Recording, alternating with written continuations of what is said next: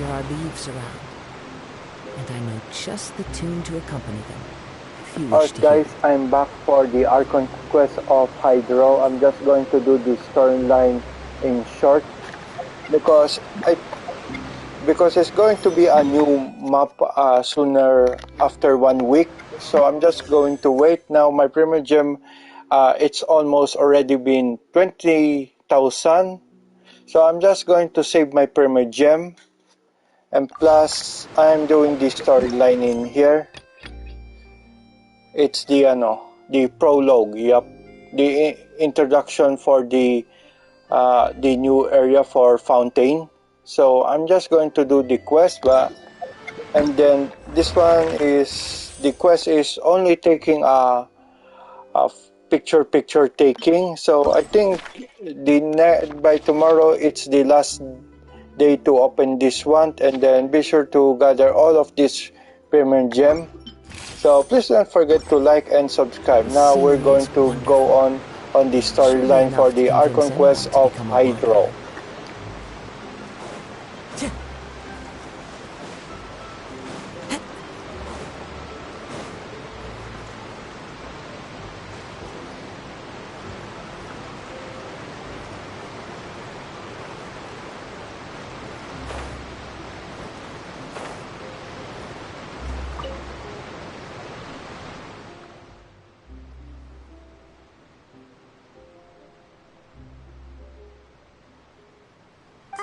Hello there. Excuse me. Are you alright? Huh? I'm fine. Thanks. Oh, okay then. We just noticed that you seem to be worried about something.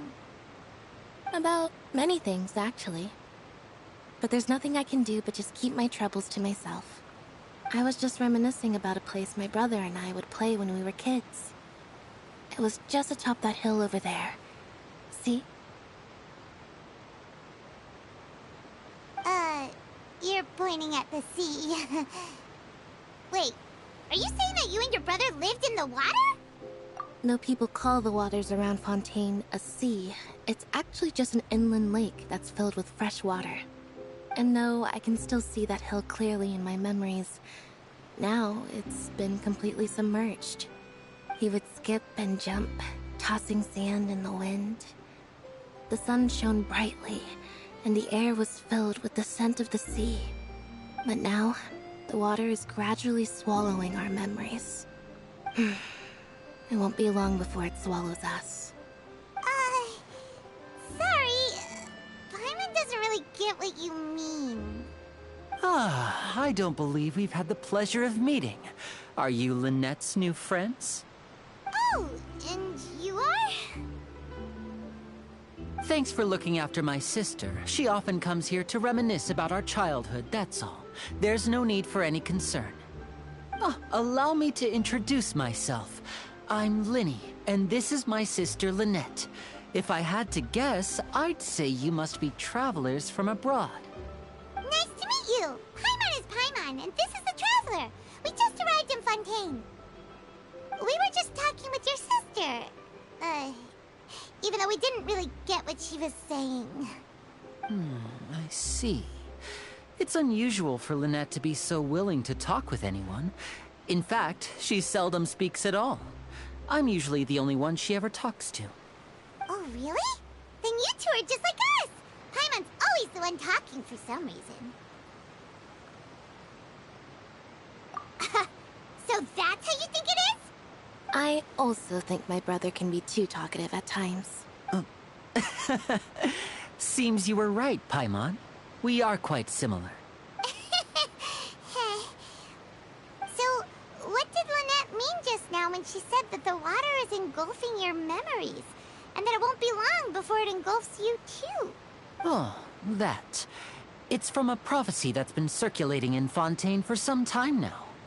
Well, I suppose prophecy isn't exactly the right word, because that implies a certain amount of uncertainty. There's no doubt about what's happening in Fontaine now. Where to begin?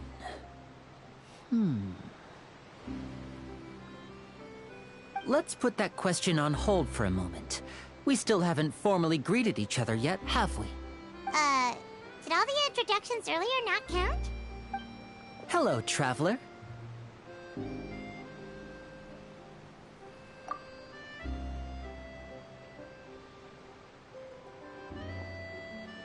And hello, Paimon.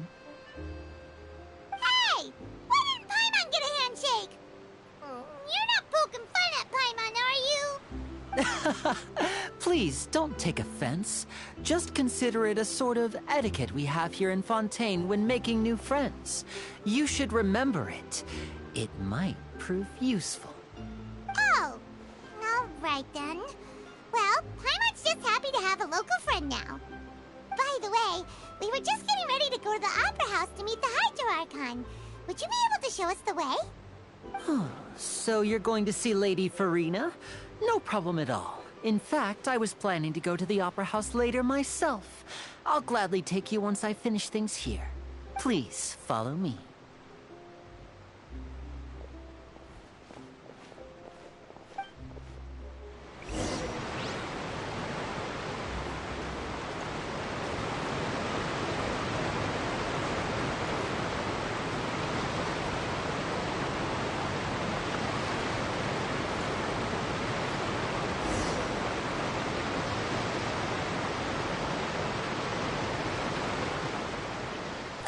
You said you were going to see Lady Farina?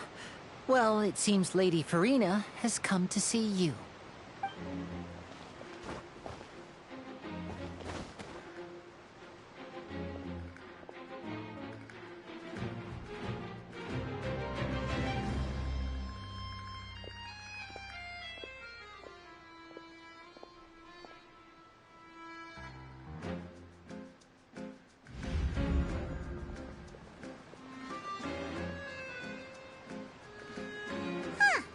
So, she's the Hydro Archon? But how did she know we were looking for her? My dear people, rich and poor, those with cup in hand and those with nothing at all, raise your glasses in celebration. If you don't have one, then just raise your hand in lieu.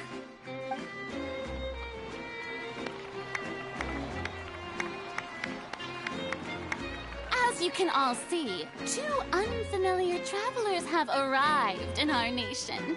Come, let us make a toast in honor of this traveler and his companion who have journeyed here from distant lands.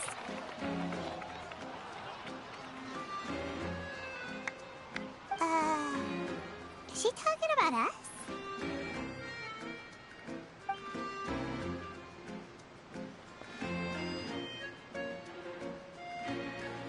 I've long heard of the turmoil and chaos you've left in your wake as you visited other nations. But I welcome you nevertheless. No, I have come to receive you personally. Fear is for insignificant cowards. I am a god, and I will never entertain the notion of such meaningless wariness. You can be rest assured. I see clearly your sincerity. Of course, seeking an audience with me is the most sensible thing to do. It will allow you to truly behold my power and witness my authority. Intelligent people always gather under the correct banner. I, Focalor, hereby welcome you to the nation of Hydro and acknowledge the value and significance of your trip. Now, you may rejoice in this. Yeah, Paimon still can't believe it. Feels like we've only been here for a few minutes. But the Hydro Archon's entrance was, how should Paimon describe it? A little over the top? Miss Hydro Archon? How did you know we were coming? I see. As Outlanders, you inevitably lack even some of the most basic understanding. Don't forget that even the gods can be divided into the mediocre and the excellent. I suppose it's only natural for you to be awestruck by my abilities. You had best stop and consider. Do you really have the noble qualities and etiquette necessary to communicate with a god? All it takes is a flick of my finger for me to know everything about you. Whoa. Talk about sounding high and mighty. Oh? What's with these looks? Perhaps the welcoming ceremony still isn't enough?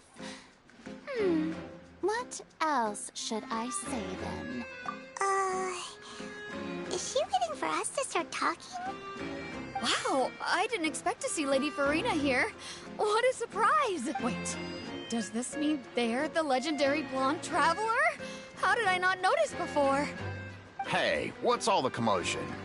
Oh, is that Lady Farina? Of course. That's the blonde traveler. The one all those stories are about. Lady Farina came here to personally see him. Oh, I bet this is gonna be the duel of the century. Ooh, I've got to see this. I knew Lady Farina would never disappoint.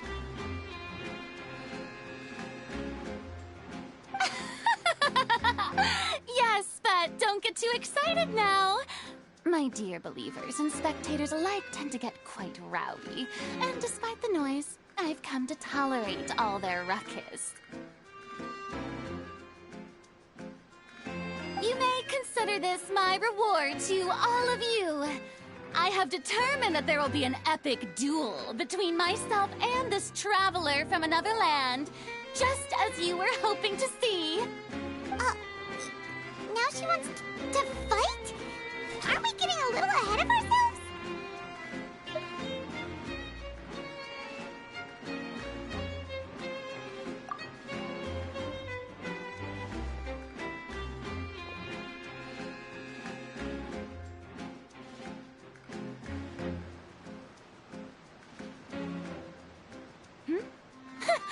Are you not afraid? Might I remind you that this is a duel against the divine? What are you trying to do, traveler? Provoking a god in front of her people? Stand down, Clorend. I admire his bravery. Few have the courage to draw their sword against a god. He is obviously a true warrior. Unfortunately, people nowadays only crave to be thrilled, and a mere duel will not slake their thirst for excitement. Oh, yeah, she's right.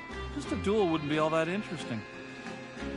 On Araneus, criminals are always requesting duels to defend their honor. You're getting a bit old, to tell the truth. You see. Then, as the god of justice, I shall face this traveler in another kind of duel. A duel in court! Whoa, all right! Now that'll be worth seeing! Right. This is Fontaine, after all. Such a grand opera house, it would be a pity not to use it. Why do you care so much about the crowd's reactions? Seems you've spent a little too much time in the opera house. Besides, how exactly do you plan to have a duel in court? You mean you're going to put us on trial?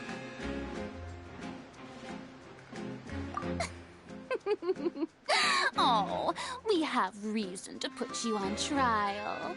According to Fontaine law, no one is permitted to release any flying objects within Fontaine city limits during the first 3 days of each month. You are clearly guilty of violating this law, no? Oh, so that's what they've done wrong. That's our Lady Farina. No one knows the laws of... You call that obvious? What kind of law is that? Wait, flying object? You mean Paimon? Precisely! Now, if you two have no objections, then in the name of the Hydro Archon, I order your arrest. My apologies, Lady Farina. I don't mean to spoil the fun. But if you would allow me to interject, I don't think that Paimon here meets the definition of a flying object. You tell her, Linny! Finally someone who's not crazy. How could anyone call Paimon a flying object? Great Magician Linny, my beloved citizen, I'll permit you to object. But how exactly do you plan to prove your claim? As a magician who just rained on your parade, I naturally should shoulder the responsibility of saving the show. So, with such an audience gathered here, allow me to perform a trick for everyone.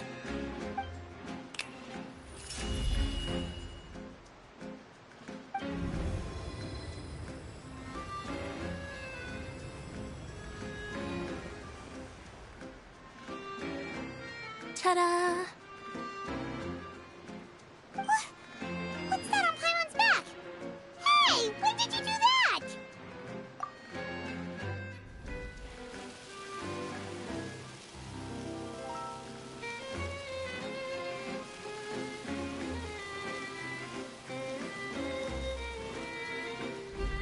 There. As you can all clearly see, Paimon should be classified as, well, something like a balloon. This rope has been in the Traveler's hand all along.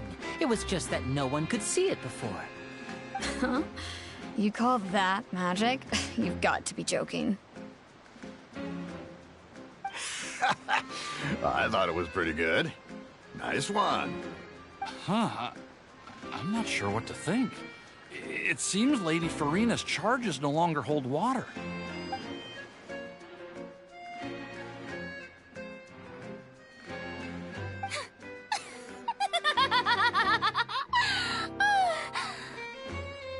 Amusing. Very amusing, Linny. Just the sort of unexpected twist that I enjoy. With you here, today's performance can finally be called complete. Performance? You see all this as a performance? In which case, consider the matter of your trial resolved. The god of justice will not bring charges against an innocent person. But when there are valid grounds, I will not only judge travelers from abroad, but even the gods of other lands. I look forward to seeing your upcoming performance at the Opera House, Mr. Linny and Miss Lynette. That's enough for now. Toodaloo!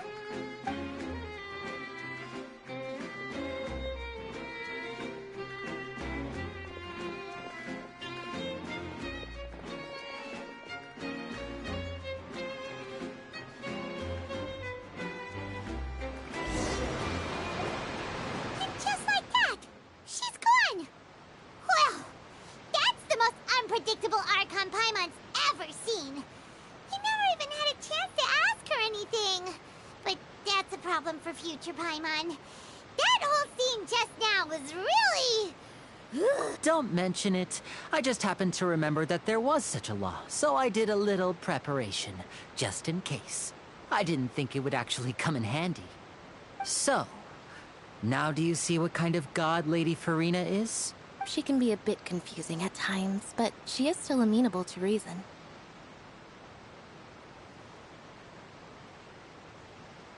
Anyway, Paimon had no idea you were a magician, Linny. It sounded like you'll be performing at the Opera House, right? I just know a few simple tricks I use to make a living. Lynette is my assistant. It will actually be my first time performing on the most prestigious stage in Fontaine, the Opera House. But isn't the Opera House where criminal trials are held in Fontaine? When there are no public trials being held, the Opera House hosts a variety of other performances. To the people of Fontaine, the line between a trial and a performance can be a little blurred. And speaking of performances, I would be remiss to forego this opportunity gifted by fate. Might I invite the two of you to see my performance? My brother's always excited to make new friends. Oh, sure. We don't really have anything to do now, and we wanted to go to the Opera House anyway. Splendid. In that case, why don't we go together? I'll show you the way. I just have something to take care of first. Oh, you really mean it? Then I'll take you up on your offer. This is a magical item known as a magic pocket. Perhaps you can help me distribute them to the people here. Huh? What are they going to use it for? About that... You asked me before about the prophecy, right? Let me start by telling you a little more about what it entails. I'm not sure exactly when it began, but a prophecy has been circulating around Fontaine. It says that every person in Fontaine is born with sin. No matter how the Nation of Justice holds trial after trial, this sin cannot be absolved. Until one day, the water levels in Fontaine will rise, and the sinful people will slowly be drowned. In the end, the people will all be dissolved into the waters, and only the Hydro Archon will remain, weeping on her throne. Only then will the sins of the people of Fontaine be washed away. That sounds pretty gloomy. Why are people in Fontaine born with sin? There are lots of guesses.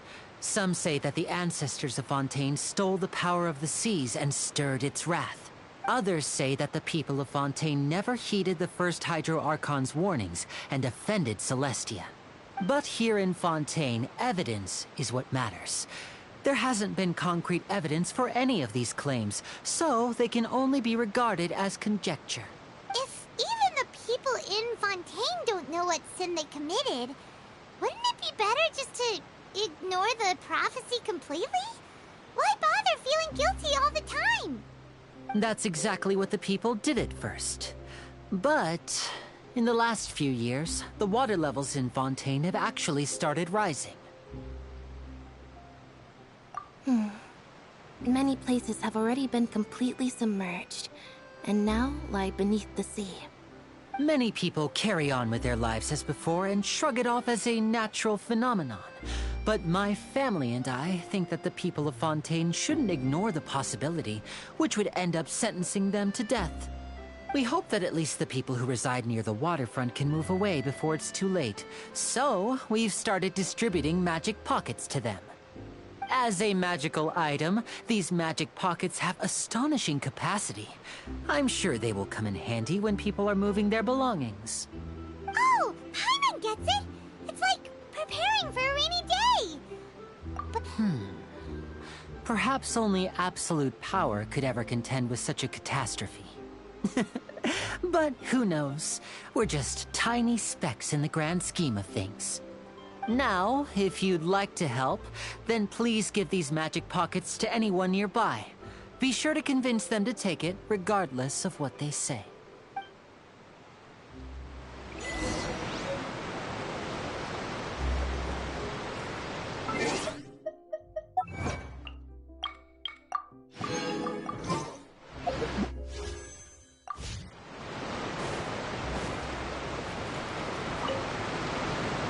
What's this?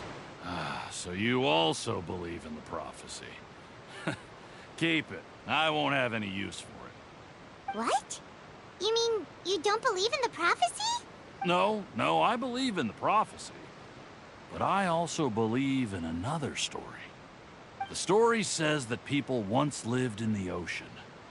They were one with the ocean and couldn't live apart from it. But as time wore on, people desired to live on land and developed blood vessels, encapsulating the sea within their bodies. Thus could people set foot on land. So, if you ask me, when the water rises and takes us all, it'll be like we're going home. Oh, we hadn't heard that one before. But people can't live underwater. They'll die. You should probably still take it. All right, I'll take it. I guess I just feel that being dissolved into the water doesn't necessarily mean death.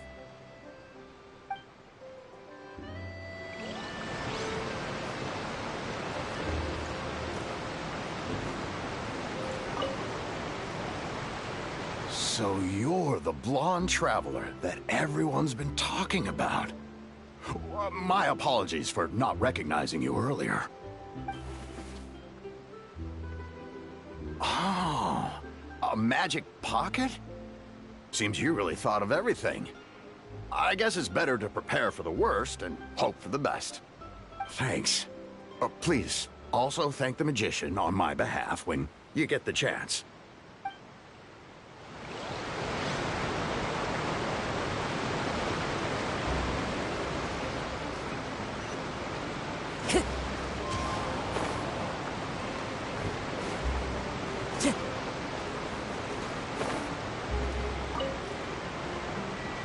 Huh? I don't want that thing. Way I see it, if the prophecy's true, it's still gonna be a long time before the water can cover everything. Life is all about living in the moment. What use is there in worrying about the future all the time? We'll cross that bridge when we get to it. You should still take it. You never know when it'll come in handy. Oh, all right, fine. Thanks. It's just that if I start moving, that means I've already given up on the life I have now. I'd really rather not.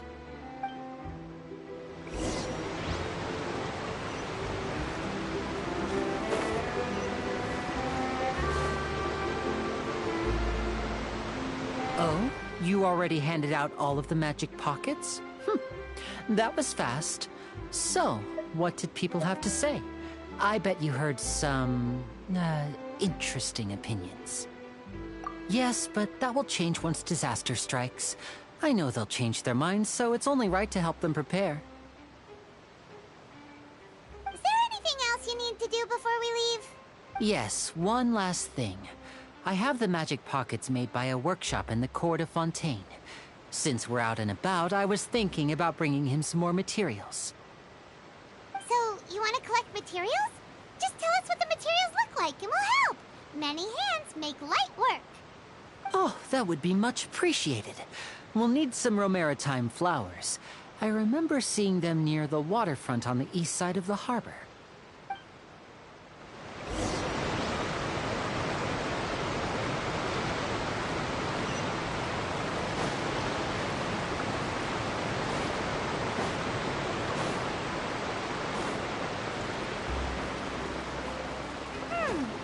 It seems we have to use Hydro to collect Romaritime flowers.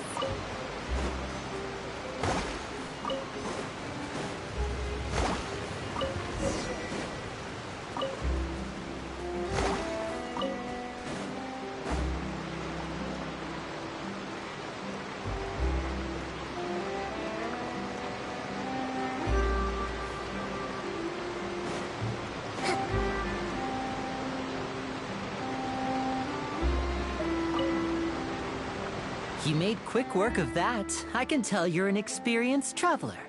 I've also finished collecting a few here.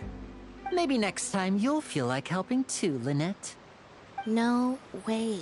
I'm in power-saving mode today. Otherwise, I fear I may not have any energy left for the performance at the Opera House. Fine. Though the performance is still a long way off. Now that we're finished here, we should get ready to head back to the Court of Fontaine. So, we're going to the Court of Fontaine before we head to the Opera House? Good. Paimon wants a tour of Fontaine's largest city and try...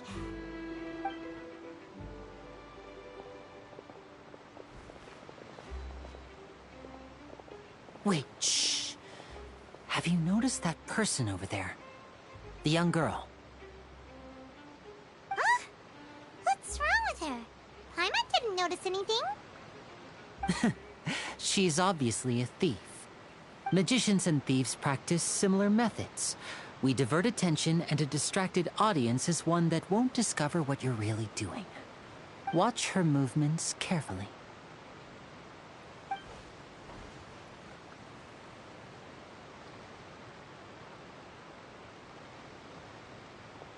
Oh, he's right! Shh, keep your voice down. We need to think of a way to catch her, but it seems she's very alert. Perhaps we should split up. You two can ride the lift over there and wait up top. I bet that'll be her escape route if she tries to run. All right, let's go.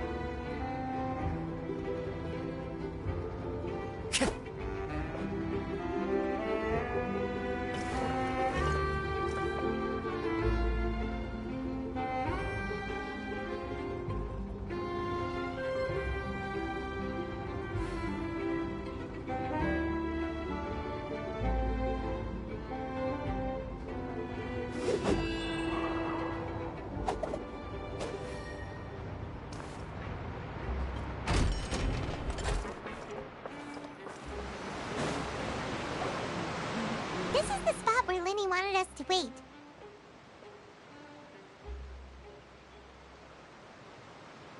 Oh, look! Isn't that her?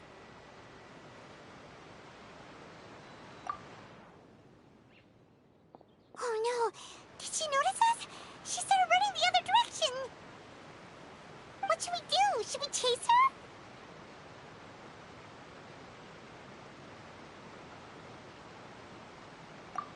You're right. She might also be trying to lure us away.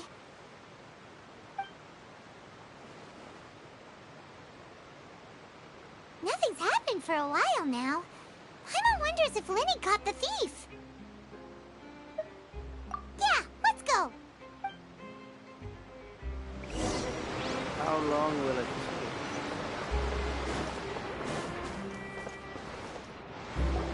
Are you sure that's all she took? You should check to make sure you're not missing anything else. No, that was all. Oh, I can't thank you enough. I didn't notice a thing earlier. Anyway, I should be going now. Thanks again. Oh, were you returning what the thief had stolen? That's right. Pity I wasn't able to catch her. She distracted me by dropping the thing she stole on the ground. By the time I looked back, she was already gone. I saw the general direction she went, but Lenny twisted his ankle, and I needed to make sure he was okay. Oh, did you get hurt, Lenny? I'll be all right. It's just a twisted ankle, that's all. In fact, it's feeling better already. If you want to play at being a hero, at least try not to get hurt doing it. Imagine what would happen if you managed to derail our performance as a result. You're right, you're right. Sorry, Lynette. I have to admit that the thief was even more skilled than I had anticipated. But at least we were able to get the stolen items back, so it wasn't a complete failure. What a slippery little thief! Guess things turned out all right in the end, though. Lenny's initiative paid off! All right, let's put this little detour behind us. We should go to the Court of Fontaine now.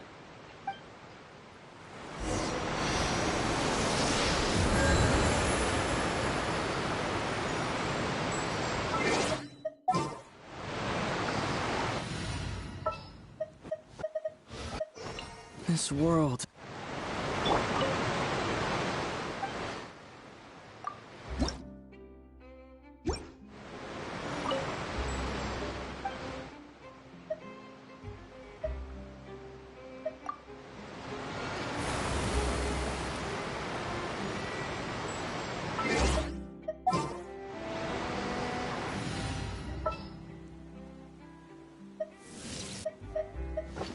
I got you, boss.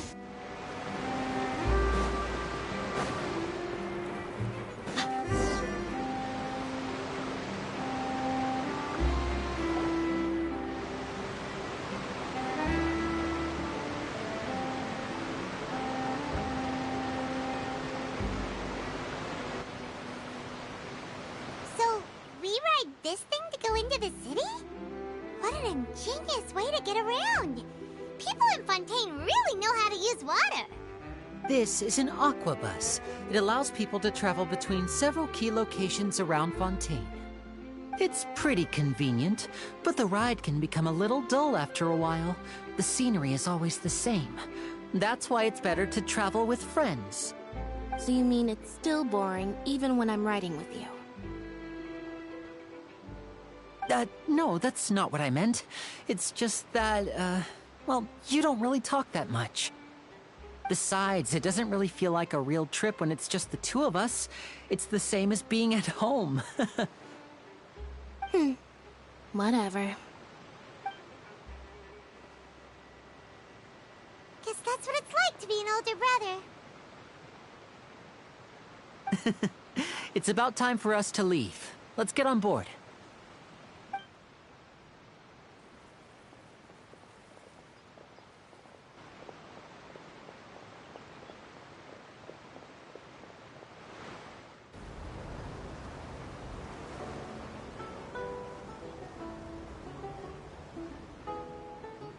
Huh?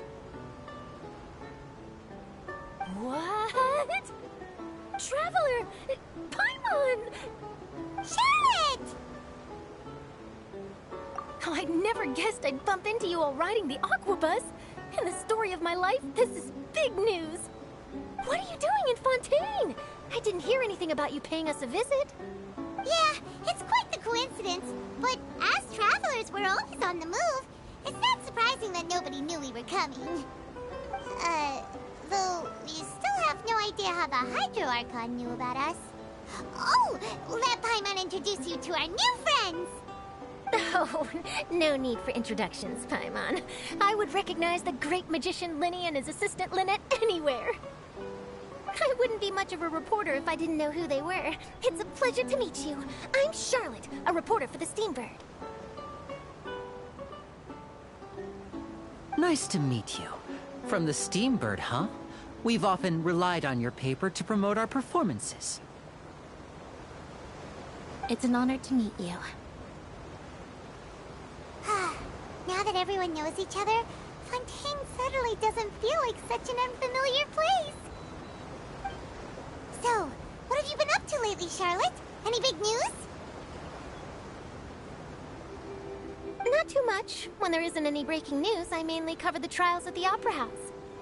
You can still manage to keep readers' attention as long as you tell things from a clever enough angle, even if it's the same old topics. For example, reporting on how a scammer once deceived vulnerable girls into relationships, or how a financial criminal was once so poor that they ate a single piece of bread for 5 days.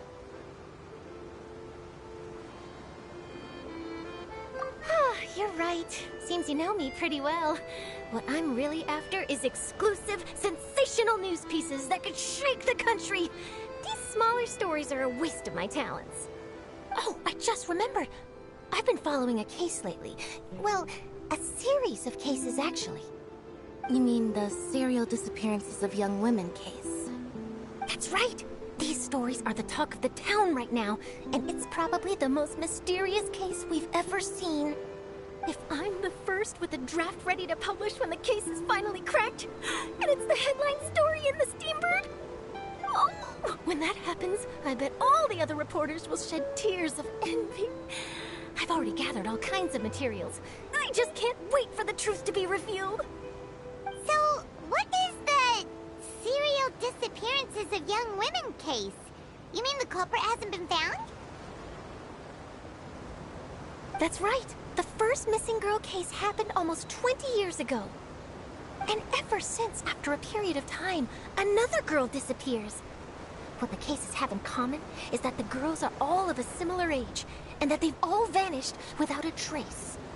But the scariest part is that to this day, none of the girls have ever been found. Many suspects have been arrested over the years in connection with this case, but shortly after each arrest, another disappearance would always happen. Yes, it's possible. But either way, I believe that every case has some precise truth behind it, waiting to be exposed.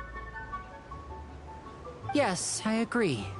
And at the very least, the family of those missing girls deserves some sort of explanation.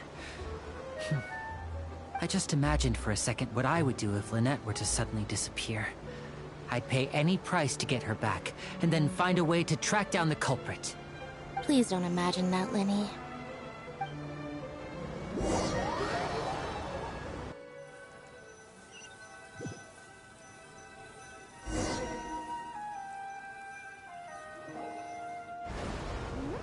Hey, we're almost there! Look!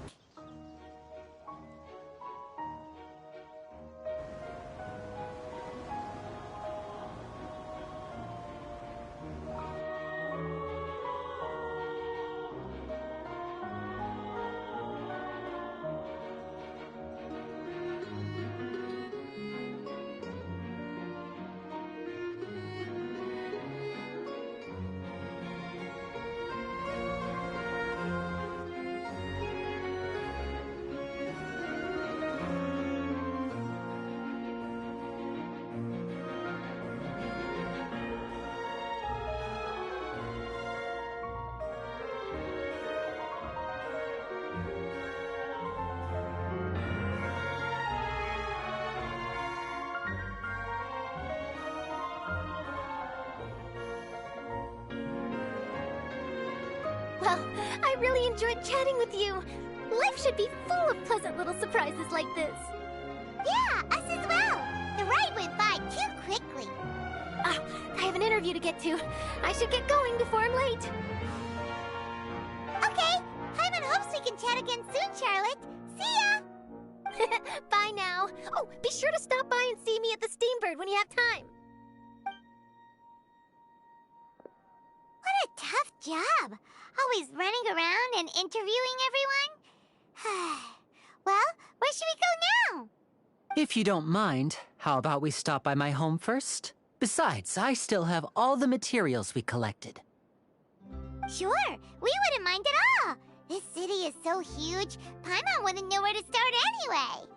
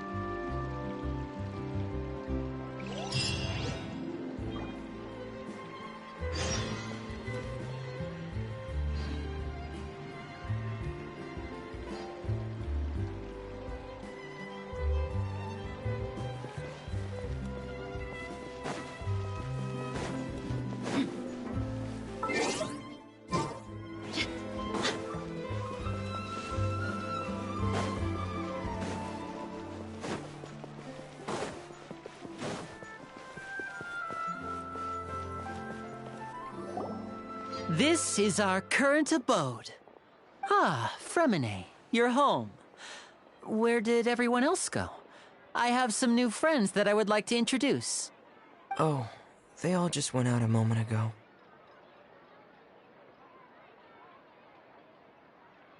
I see. Everyone is getting busier now that Father will be returning soon. I suppose that can't be helped. Allow me to introduce you to my little brother, Fremine. He is a phenomenal diver. Hello. Nice to meet you! Paimon is Paimon, and this is the Traveler! Oh, you sound very proud to have a diver as a brother, Linny.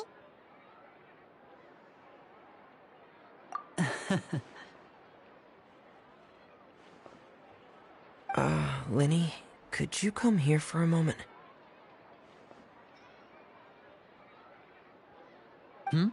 What is it, Fremine? Do you have something to tell me?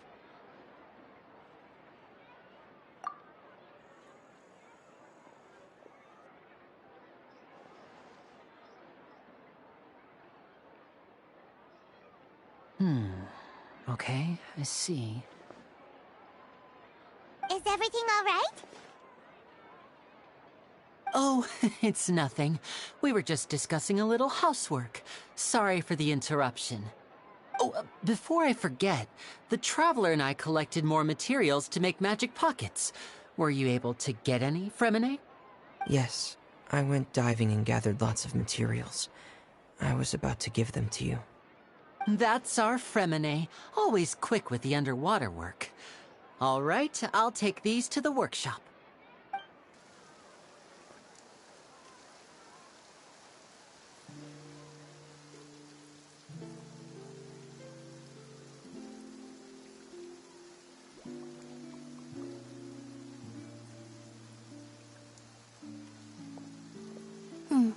Looks like rain. Oh, you're right. But wasn't it clear and sunny just a moment ago? Fontaine's weather sure is weird. I'm afraid that's just how it is here. It often rains on days where there are trials being held in the Opera House, but don't worry, it'll clear up soon enough. What's wrong, Fremine? There's a legend about the rain that I tend to believe. It's said that a dragon of water once resided in Fontaine. Though we don't know where the dragon went, every time it weeps, the skies will cloud up and pour out rain.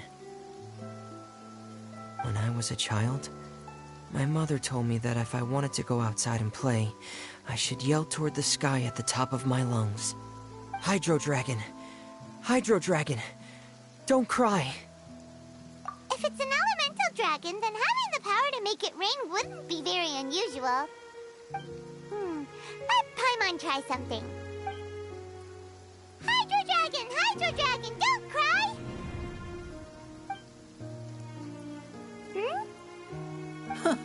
Doesn't seem to be of any use. It is just a legend after all. You know, you might be a more popular magician if you understood the concept of romanticism. Or could at least play along. Sorry. It might be because we've never met the Hydro Dragon. Perhaps it can't be comforted by the words of strangers.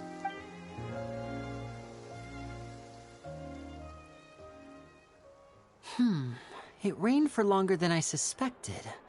Oh, it's already getting late. Was there something you needed to do, Linny? Yeah, some preparations for the show at the Opera House. I need to find a way to catch the last aqua bus of the day. On the day of the performance, just ride the aqua bus to the island of Arrhenius. I'll have Lynette meet you at the fountain in front of the Opera House. Oh, are you leaving now? What is it, Fremine? I'm in a hurry. Oh, I get it. You feel nervous delivering the materials for the magic pockets, is that it? Perhaps we could trouble the Traveler to help us take these materials to the Beaumont workshop and deliver them to the owner there? I'm afraid that Fremine can be quite introverted, and the boss there tends to be pretty talkative. Fremine has always been a little afraid of her. No trouble at all! Don't worry, we're on the case! Sorry for the inconvenience. I'm quite useless when it comes to such tasks. I'll think of a way to make it up to you. Oh, no need! This'll be a walk in the park for us!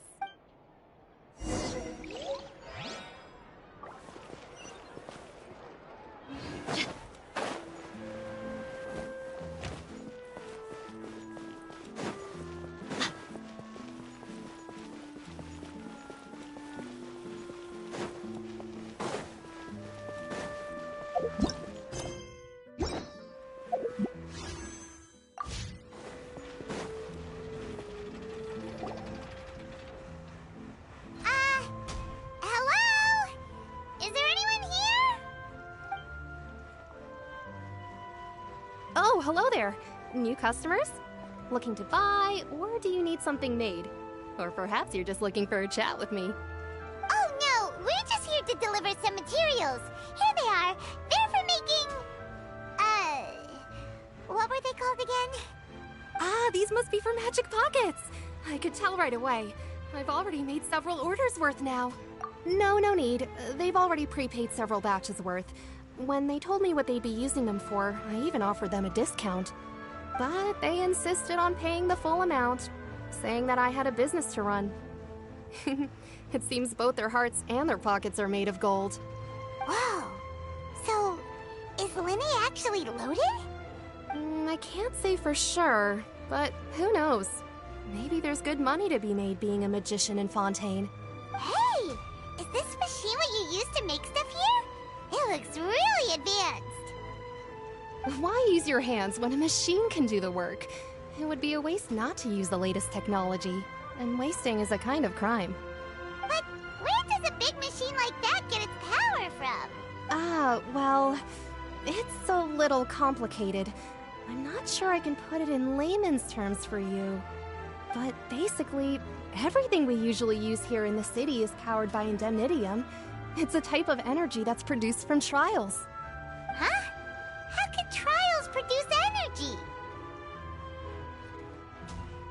Well, I'm not completely sure of all the details myself, but basically, when a trial is in session, the Oratrice Mécanique d'Analyse Cardinale harvests people's belief in justice and converts it into energy to be used all around Fontaine.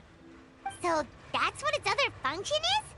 Paimon heard that the Oratrice was created by the Archon to make judgments. But Paimon still doesn't get it. How could something unreliable like people's beliefs be turned into a stable power source for these machines? Oh, yeah! So that means the Hydro Archon relies on the machine to take the energy created by belief and turn it into power for all of Fontaine, right? Even though I've never heard anyone really put it that way before, it sounds like it makes sense. Besides indemnitium, we have another type of energy called pneumosia. It isn't produced by the power of the Archon, but it is unstable by nature.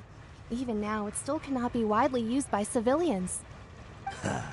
I thought I'd find you hard at work, but here you are chatting the day away. Since you're already talking, I'm sure you wouldn't mind a few words with me. You again? Didn't I already promise you that I'd have the more I owe to Confrérie of Cabriere by next month? Why are you hounding me now? Yeah, but how do we know that you won't go running off by the end of this month? I want 50% today. Wait, no, 70%. Huh? You... Seems business isn't so great for the workshop. We've already finished our job and delivered the materials. Maybe now's a good time to leave? Hey, hold on. Before you go around trying to collect payments, why don't you settle your own debts first? If Confrérie of Cabriere wants to poach clients from Northland Bank, that's fine. But I'm afraid you still owe the bank a hefty sum of mora. So why don't we work things out between us first, before you get back to your little conversation here? You're from Northland Bank. But we said we'll pay everything we owe next month. Why are you hounding me now? Traveler, Paimon! I didn't think I'd run into you here in Fontaine. What are the chances? We're surprised to see you too! What are you doing here in Fontaine? You didn't want to stay in Snezhnaya? Long story short, I've already been in Fontaine for some time now, and honestly, things have been pretty boring. But it seems that fate brought our paths together today. Not only will I have some good friends here now, but ones who always seem to find trouble. Either way you look at it, it seems things are going to get a lot more interesting now. Pretty sure we'd want to avoid anything that you'd find interesting. Besides, our trip here has gone pretty well so far, right, Traveler? Hey, you, Northland Bank boy. Aren't you forgetting something? Don't interrupt. It's not often I run into the Traveler like this. Why don't you wait for me over there for a while? You kidding? Aren't you the one looking for us? You really expect us to sit and twiddle our thumbs while you catch up with your friends? Listen to me, boy. If you want your mora, fine. Why don't you come and take it?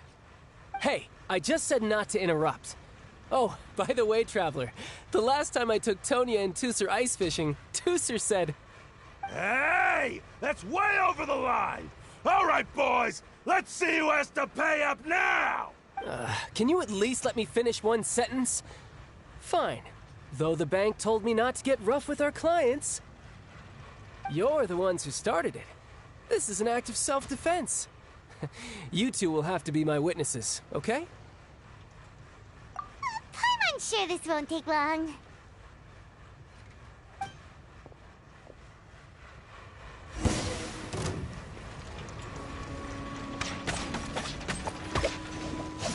Yeah! Shouldn't let your guard down. Yeah!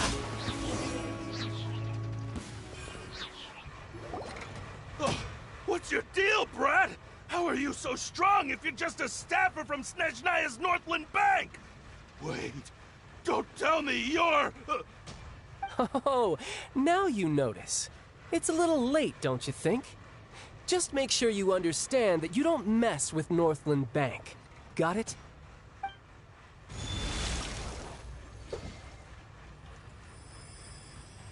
Huh? Now's my chance!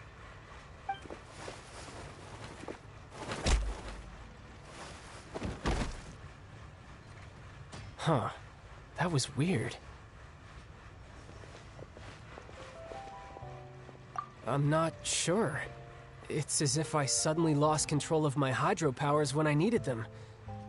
Maybe there's something wrong with my vision? Strange. How could that happen? First time Paimon's ever heard of someone losing control of their vision. Never mind. It doesn't matter. If I want to stay sharp, I shouldn't be relying too much on my vision anyway. Besides, I always have my delusion in case I need it. So what are you doing in Fontaine, child? I don't see its work for Northland Bank. Well, I guess it's because I've been in a bad mood lately. Huh? What kind of reason is that? Wait, since when do you feel down about anything? I don't know. Maybe I still have a lot to learn about myself. But recently, there seems to be some sort of restless power stirring inside of me. And I don't know why, but every now and then I feel like I'm in a terrible mood.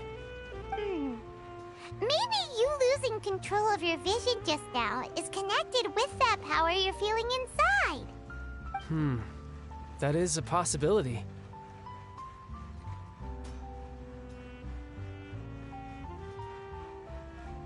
I can't remember if I ever mentioned it before, but when I was 14, I fell into some unknown abyss. It was during that time I learned nearly all of my abilities. The one who took me under her wing and taught me was named Skirk. She was always quiet and very mysterious. Nobody knew where she came from or what she had been through, and she was always very strict when teaching me combat techniques. One time, I asked her why she was willing to take me on as an apprentice. From what I could make of her answer, it was because I had awakened it, and traces of it remained on me. She said that all my combat training would be useful in the future. But what is it? What did you awaken? She never explained that, but my guess is that it's related to a dream I saw when I had just fallen into that abyss. In my dream, I was in the deepest depths of the sea, and the boundless seabed was all around me. But in front of me appeared a whale that was so massive, I felt like I couldn't breathe. A whale? Oh, that sounds familiar! When we fought against you before, you summoned a huge whale that seemed to leap at us.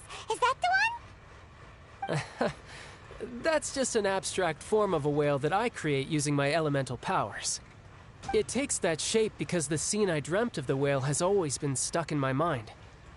I'll never forget it. So you used the whale as inspiration for one of your moves? Huh. Seems a little twisted to Paimon. So why don't you just go ask your master? Maybe she knows the answer. You make it sound so easy. Ever since the incident I experienced there, I've never stopped searching for Master Skirk and that unknown abyss. But it's been years now, and I've still found nothing. There isn't even a trace of the place where I remember falling into the abyss. Oh, it sounds like some kind of ghost story. Yeah, I'm out of leads at this point, but there's nothing more I can do. It seems that strange encounters in this world tend to be elusive like that. Oh, seems the time really flies when I'm talking with you. I just remembered I have somewhere else I need to be, so I should get going. What? More work for the Northland Bank?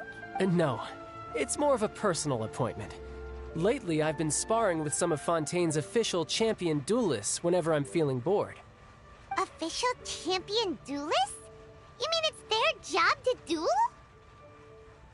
Yep, in Fontaine, before a criminal goes to court, they're given one chance to defend their honor by requesting a duel with an official champion duelist. The champion duelists are all-powerful fighters selected from among the nation's best, and the duel itself is a no-holds-barred fight with no specified stopping point. So engaging in such a duel is regarded as a symbol of defending your honor. If a criminal manages to win the duel, they'll be acquitted. But if they lose, they'll have no choice but to stand trial.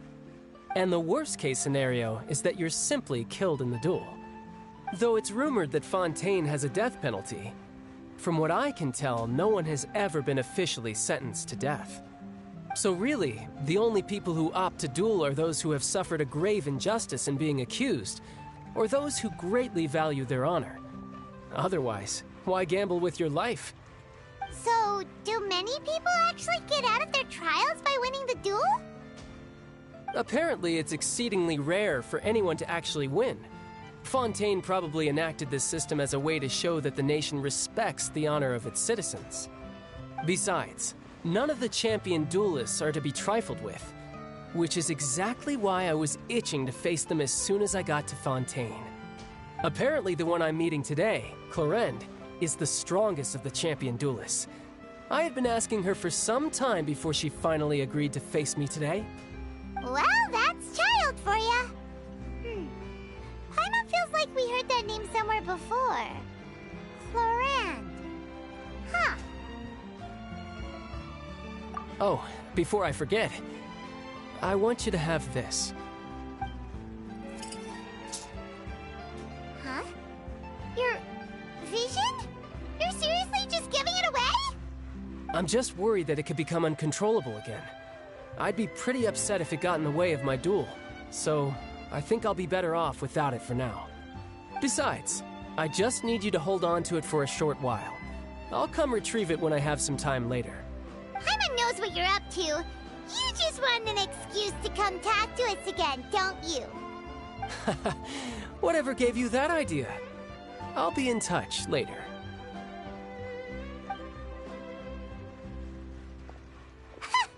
That sneaky guy. He said he's been feeling down lately, but he seemed the same as ever to Paimon. Well, since we don't have much to do for now, we might as well walk around and see the city before Lenny's performance.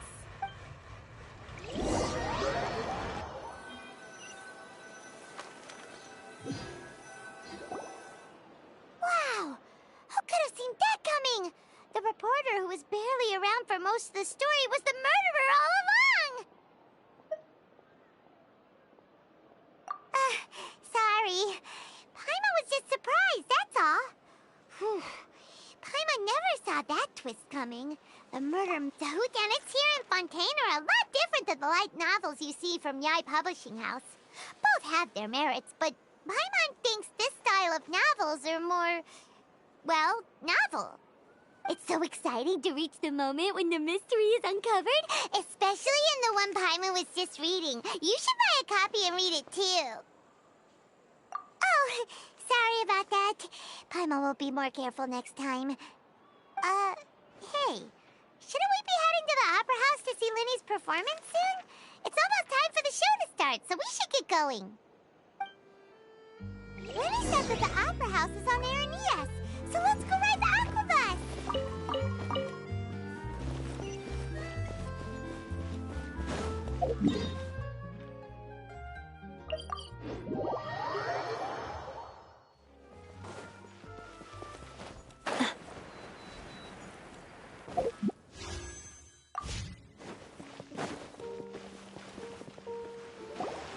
Whoa! Now this is fancy! The Opera Epiclese. What a place to hold a performance! No wonder Lenny and Lynette were looking forward to it. Huh. Looks like there's a lot of people standing around the fountain up ahead. Oh, Archon, please bless us with a bright and healthy child. We pray. I don't know why you always feel the need to ask so much. I'll be happy as long as our child is healthy and lives a peaceful life. I guess if they're our kid, then there's no doubt they'll turn out smart. Maybe this is one of the customs in Fontaine. There sure are a lot of couples here. Vache. What's wrong? Vache. Vache. No, Paimon didn't say anything.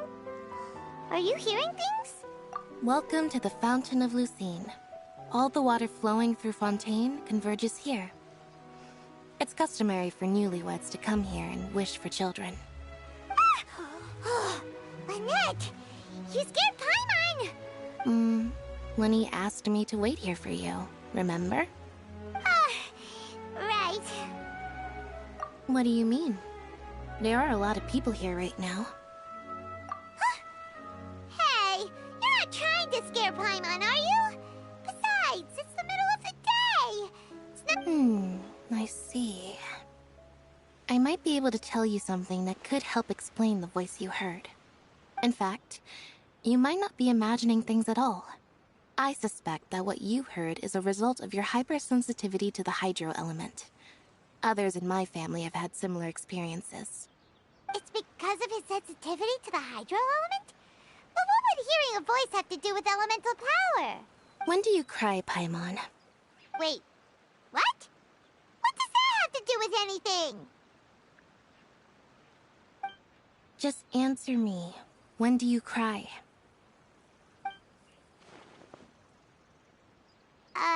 When Paimon's really sad? Oh, and when Paimon's super happy.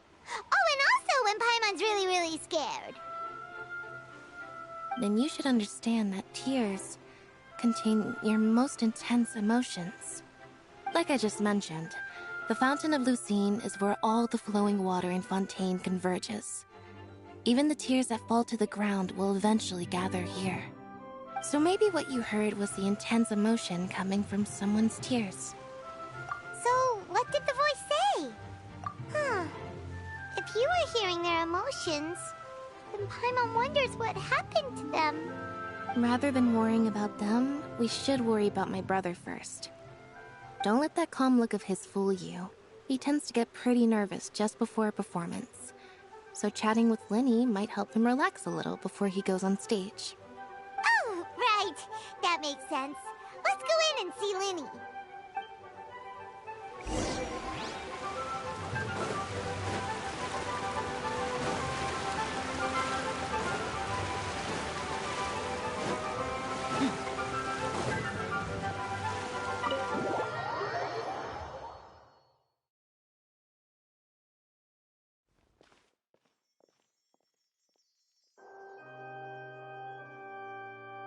Traveler and Paimon, good to see you.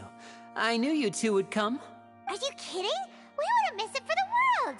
We've been looking forward to it. I can tell, judging by how early you've arrived. But you're actually right on time. The audience still hasn't started entering the venue yet, which means now is the perfect chance for us to take you to the best seats in the house. Wait just a moment, I'll fetch the tickets.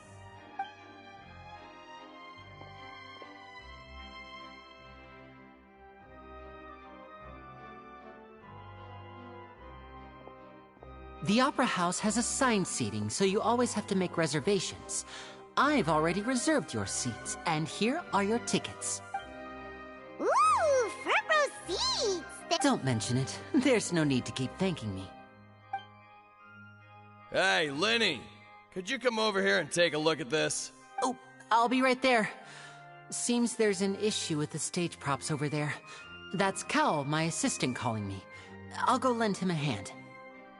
Yeah, we'll just go to our seats. You go ahead, Linny.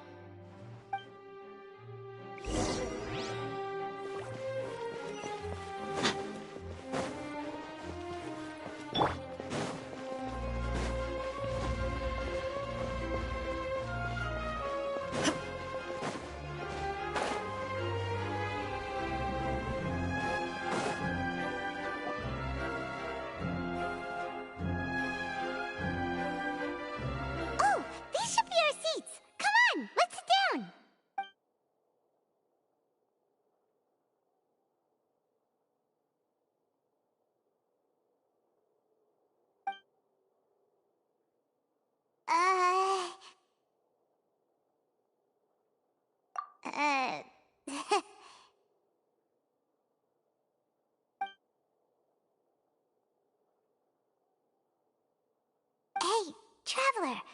Maybe we should strike up a conversation with the person next to us. Since we're sitting together and the rest of the place is practically empty still, it's kinda awkward if we don't say anything. Oh, you little... Of course you put this on Paimon. Excuse me, I did not realize you felt awkward. I am terribly sorry. I would be perfectly happy to chat with you if that is what you would like. Oh, so you heard all of that, did ya? Boy, you sure have good ears. Paimon thought she was keeping her voice down. Wait, that's not it, Paimon's. Sorry. Paimon's the one who was being rude, talking under her breath like that. So, let's talk, but, what should we talk about? Oh, Paimon's got it. You're also here early and sitting in the front. Are you a friend of Linny's too? A friend, you say? Well, if Mr. Linney would like to be my friend, I would be more than happy to reciprocate. Oh, so you're not friends with Linny then? Oh, this is getting more awkward by the second.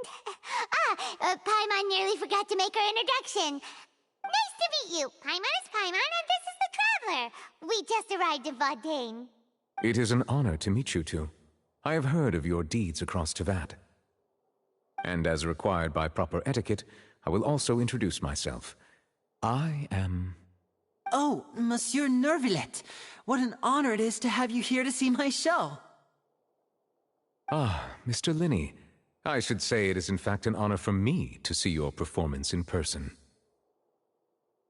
Wait, Nervillet? Could he be... I saw you all chatting just now, but it seems you still don't know who Monsieur Nervillet is. Allow me to introduce you to Fontaine's Chief Justice. That seat is always reserved for him. It wouldn't be too much to say that he's the symbol of justice and honesty here in Fontaine. Whoa! Sorry for being so rude just now. Paimon had no idea you were such an important person. No offense taken. Being Chief Justice is merely what I do for work. Nearly every person has their usual reserved seat, so I'm not so special, really. And by the way, I should probably let you know, even though I would prefer not to. There's someone sitting up there in the VIP seats that has been striking a pose for quite a while now. I believe she is trying to give you a most elegant and impressive first impression. So I think you should take notice of her sooner rather than later. Otherwise, she may become flustered.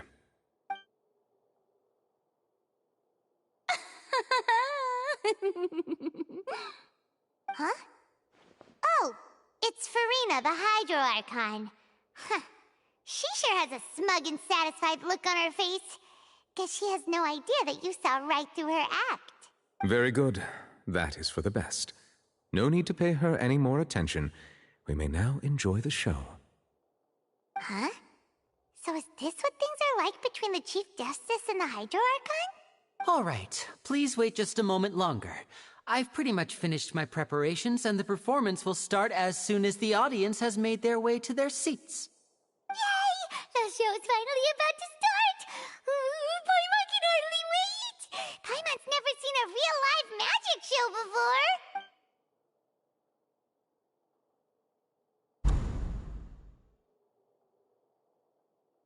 Oh! They're dimming the lights! The show must be starting! Sorry. Paimon will try to stay quiet. Welcome, one and all, to the Opera Epiclese. I am the star of today's show, Linny. And over here is my sister, Lynette, who will be working as my wonderful assistant. Please, let's give her a warm welcome. Hello, everyone.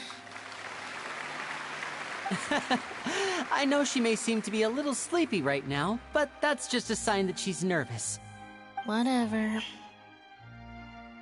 Now, some of you may be thinking, two vision holders who can freely manipulate elemental powers performing magic is not true magic at all. So, I would like to take a moment to assure you that elemental powers will have nothing to do with what you will witness on the stage today.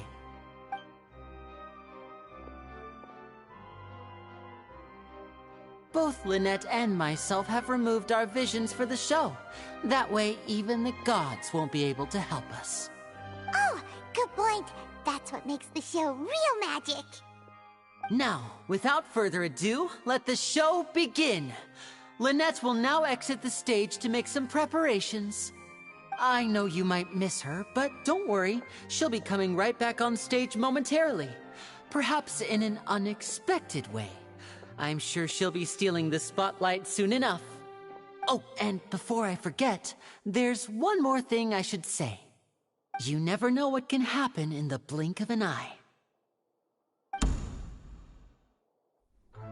A magician's greatest skill is making things disappear or appear. The possibilities are endless.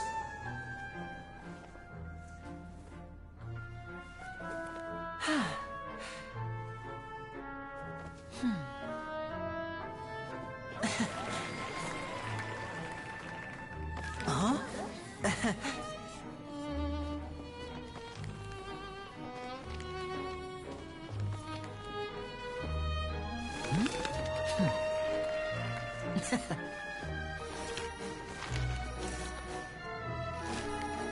But this isn't what you came for. These little tricks, you've seen them all before.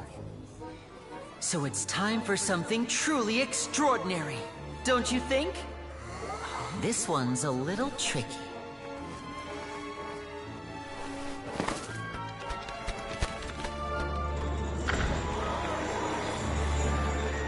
Using this water tank, I shall make my sister vanish completely, right before your very eyes.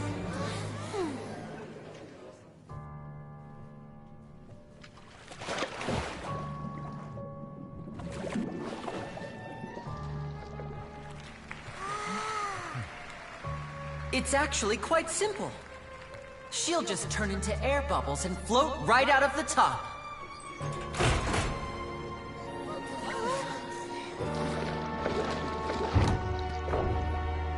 Oh no! I told them to check all the props carefully. With the lid on, even air can't escape. An amateur magician would be getting very nervous right around now. Luckily, it's me on stage, so let me show you what a true virtuoso can do.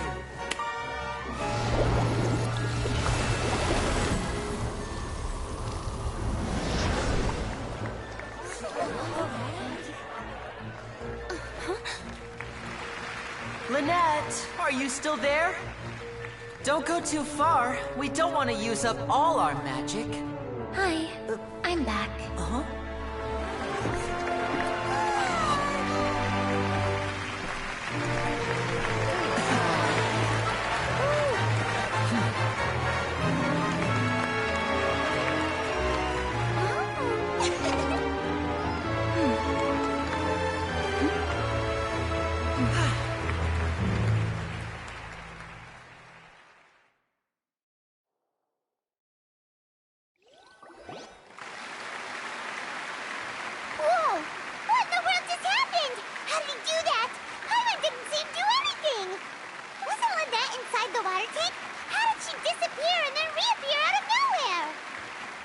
If we could see easily through his tricks, then that would mean that his skills are still lacking.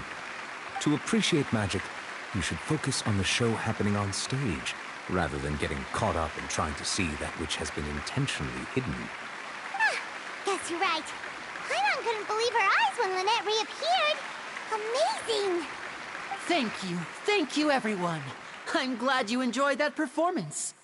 But our magical journey has only just begun. I've prepared even more astonishing surprises for everyone here. The magic of transformation and disappearance can go far beyond what you've just seen. I'm sure many of you are thinking that escaping the water tank was impressive enough. But Lynette is still my assistant after all. In which case, I have ample time to make all necessary preparations. So, for my next trick, I will require the participation of one lucky audience member. Please, if my assistants could bring out the magical boxes now.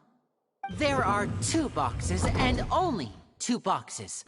One is here, and one is there in the aisle among the audience. I'm sure many of our clever audience members have already guessed our next magic trick. A swap! Our lucky audience member and I will each enter a magic box. After 1 minute, we will each emerge from the opposite box. Now please, everyone pay very close attention to the box you see here. Don't give me any chance to make a move. Wow! How's he gonna do this? Hey, do you think this is all magic tricks, or does Lenny have actual superpowers?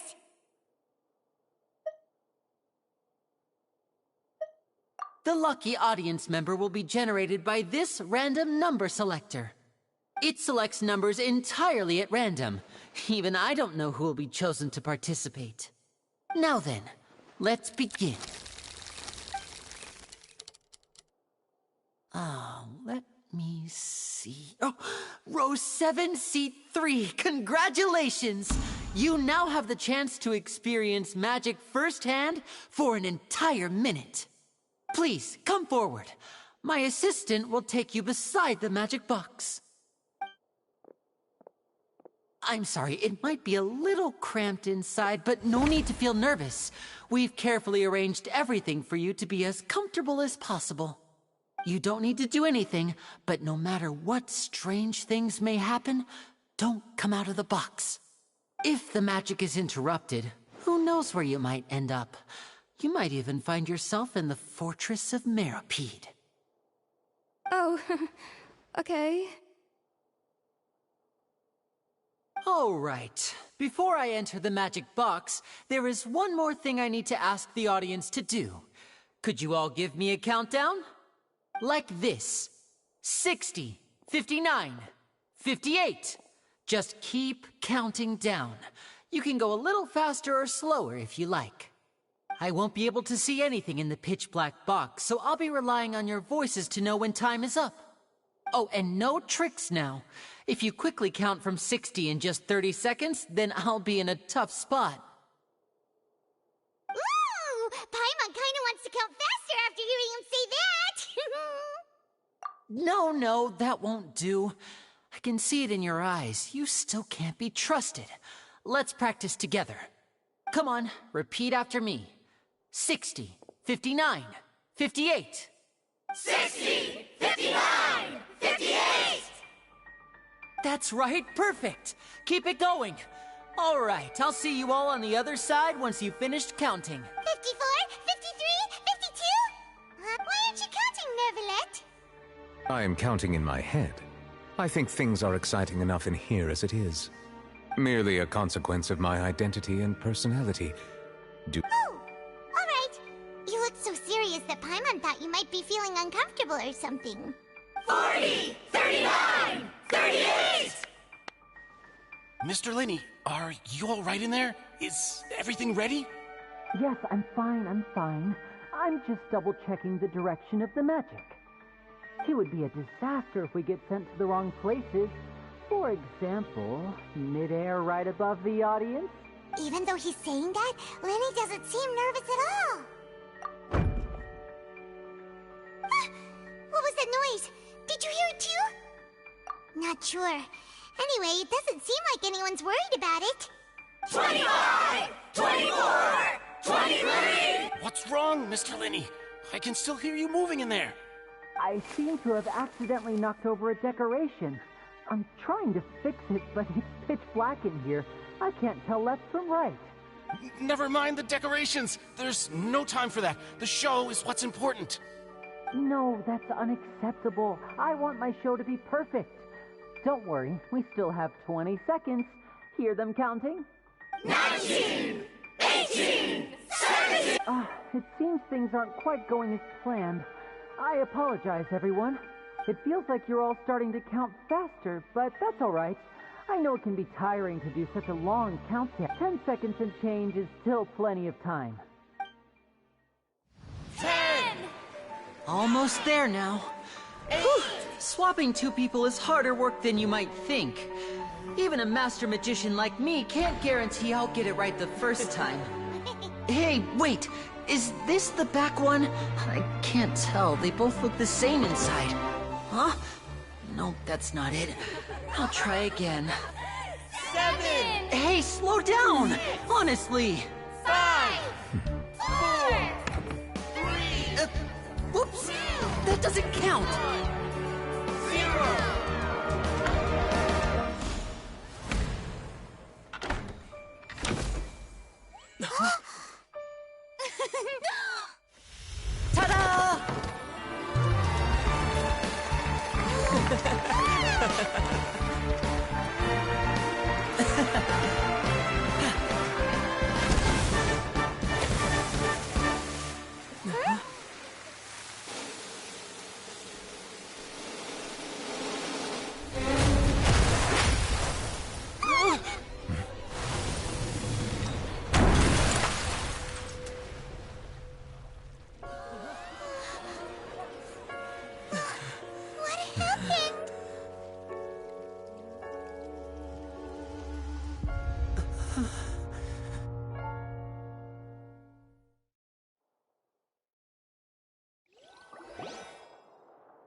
Huh? Is this part of the show? Mr. Lenny, you're going to use magic to fix the stage now, right? What happened? Oh no. Maybe this isn't part of the show. The girl was still in that box, right? This performance is over. Medical staff with me. Guards, secure the scene and detain all the performers. Seal the exits. No one is allowed in or out at this time. Yes, that's right. If this was just an accident, then we must investigate the cause. But if this was all part of some scheme, then those accountable will not escape the judgment of the God of Justice! No need to be alarmed, you two. We'll get to the bottom of this soon enough.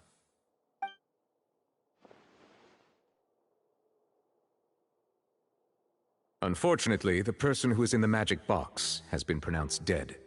His name was Cowell, one of the assistants in Linny's magic troupe. Apparently, the fireworks on stage ignited the ropes that were suspending the water tank, which then caused the tank to fall onto the stage. As of now, we are still not sure why we found Cowell in the box, rather than the guest from the audience. And after an initial search of the area, the guards have confirmed that the girl is nowhere to be found. It appears that this incident was not merely some mishap with the performance. And there are many indications that it is connected with the case of the serial disappearances of young women. The serial disappearances case? That's the case that Charlotte mentioned before!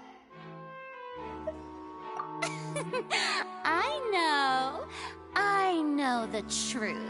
I can see through the whole thing. Really, using such a shallow and obvious mystery as his finale. Did he really underestimate us that badly? I say that our powerful magician, Mr. Lenny, is now the prime suspect for the serial disappearances case. Huh? Why me? This whole thing was an accident.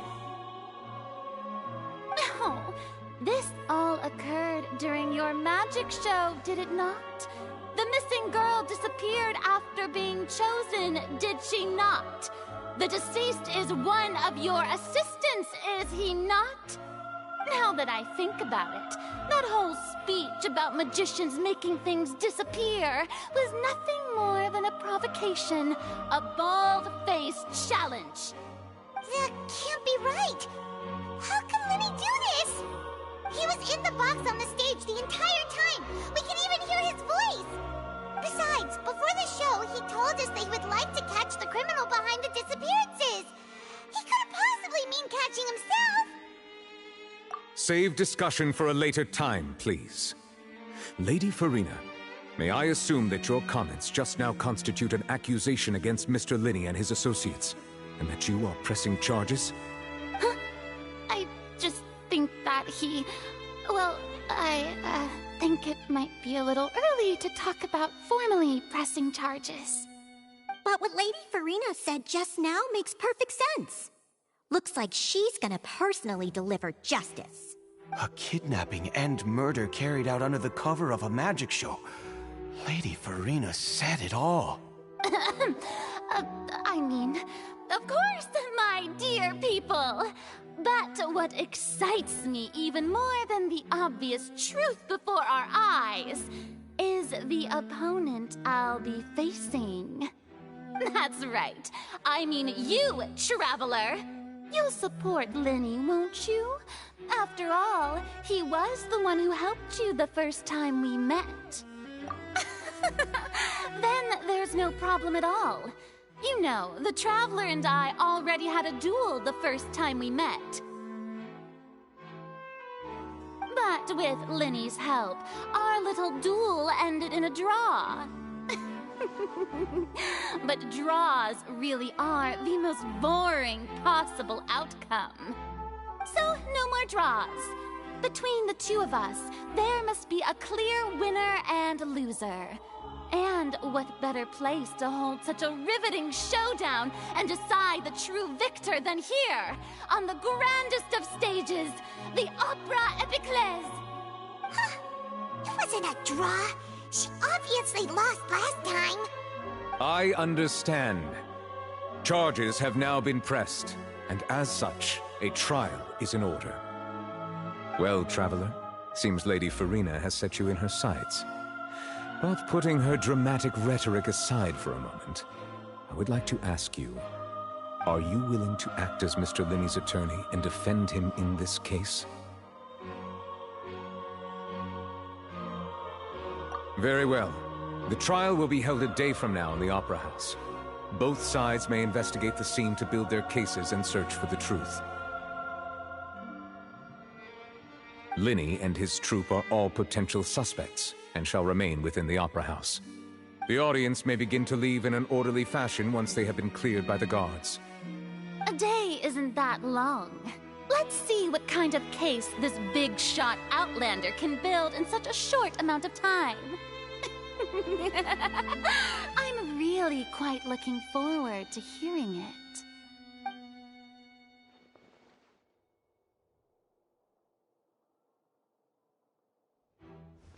Linny! Sorry about everything that happened just now. Were you frightened? Of course! Who wouldn't be scared after witnessing an accident like that? Yeah, I'm a little shaken up myself. How could this happen? And poor Cal. I know you already claimed that you would defend me, but now it's just us talking. Tell me, do you think I could possibly be the murderer? Good to hear. Thank you so much for trusting me. I'm sure everyone sees me as the biggest suspect at this point. But, if you ask me, the whole thing is mysteries layered upon mysteries, such that all that's left is confusion. I don't know whether what happened there on the stage was purely an accident or not, and I don't know why poor Cal was in the box. As for how that girl chosen from the audience could suddenly disappear, I'm afraid I don't have any answers either. If someone tampered with my performance, then we need to figure out what they did. Even a skilled and knowledgeable magician like myself couldn't pull all that off in just 1 minute. Which is precisely why we need to investigate! As this book says, the impossible could not have happened. Whatever happened must have been that which is possible.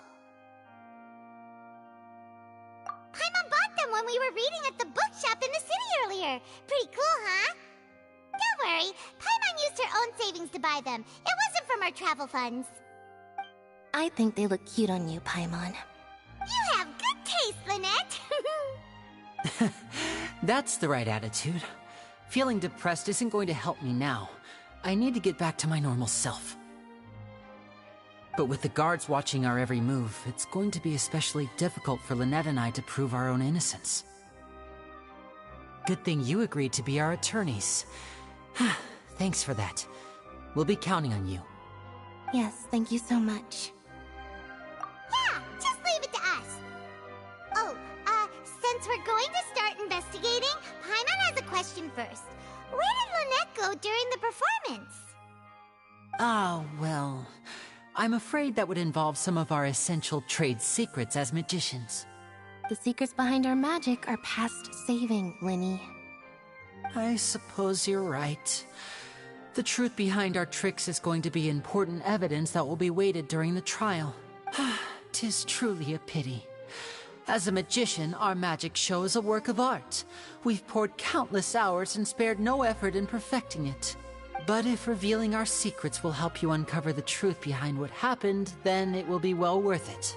We should go somewhere else if we're going to discuss our magic tricks. We'll go speak with the guards, and in the meantime, you can go investigate the stage and the seating areas. Alright, let's go have a look while the investigation teams are still here. Detective Paimon is on the case!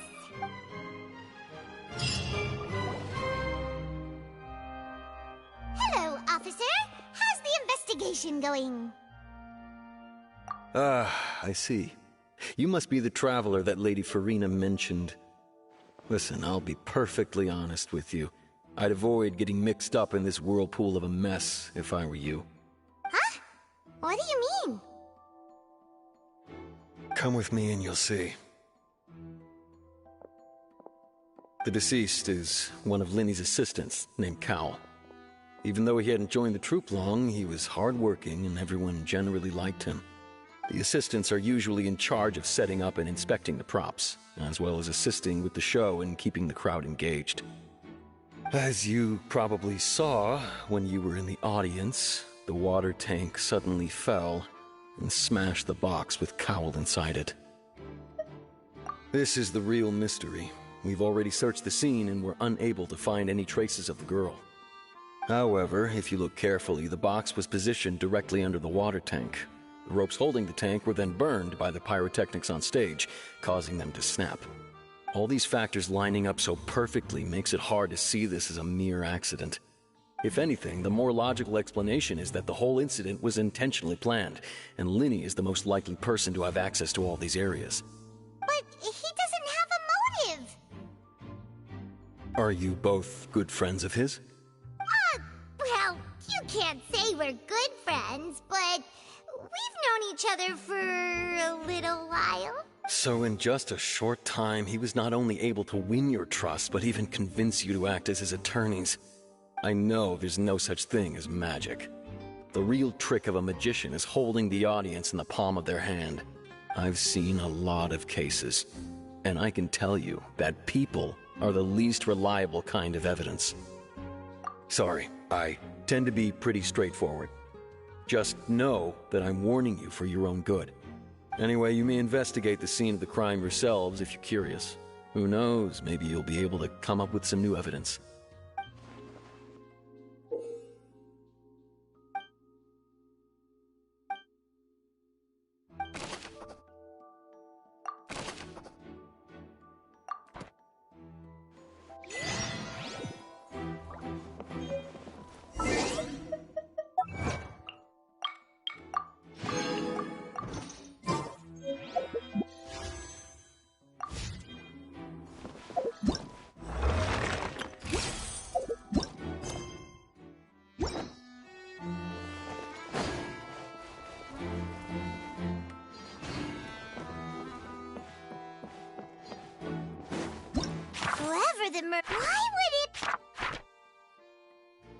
Why would it be him?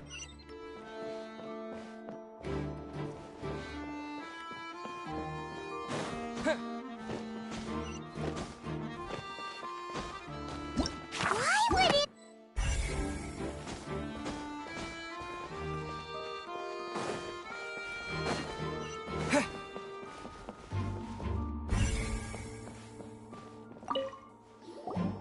So this is the rope that broke and caused the water tank to fall.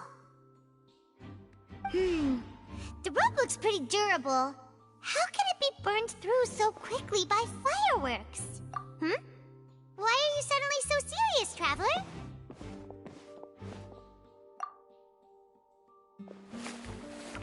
Whoa. Look! This bit is made from different material! Most of it was burned away, but there's still a little bit of it left. Huh. So if a rope meant to hold something was made with that kind of material in it, then that means... Wait, why don't you write all this down? Let's take notes.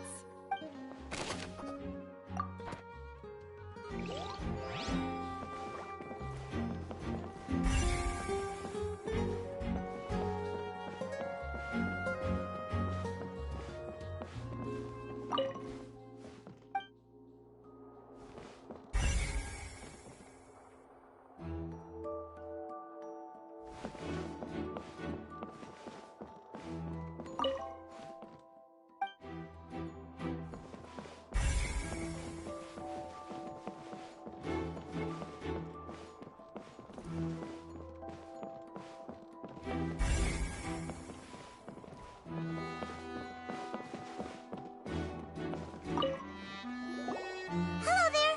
What are you investigating? Oh, this location has also been cordoned off because the Magic Troupe members are currently considered prime suspects. The investigation team is still collecting evidence. The seats were all booked in advance, so we were able to deduce the missing woman's identity by checking the guest list. Sure, it's not like this is confidential information. We will publish it later anyway when we petition the public to help us find the missing person. Her name is Halsey. She's a painter from Fontaine who's made a bit of a name for herself. Apparently, she wasn't a regular at the Opera House, but she'd been feeling some pressure with her work lately, which made her decide to come see the magic show. The magic troupe members all claim not to know her, and we have looked into her social connections. It seems that she has no personal grievances or conflicts of interest with the suspects. Simply put, she wasn't related to the magic troupe at all, which matches the features of the previous serial disappearances. Were the victims of previous cases also chosen at random? That's how it seems to us, in any case. Apart from the fact that they were all young women of around the same age range, there really weren't any other connections between them. Okay then. No need to be so formal. If you do happen to see the missing girl, please be sure to contact us. It is of utmost importance that we get to the bottom of these disappearances.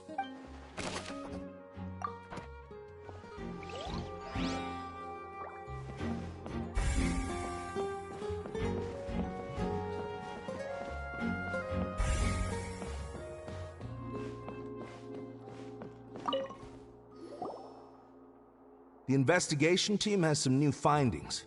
Turns out there's an issue with the random number selector after all. See, I told you. What if the machine picked some big guy's seat?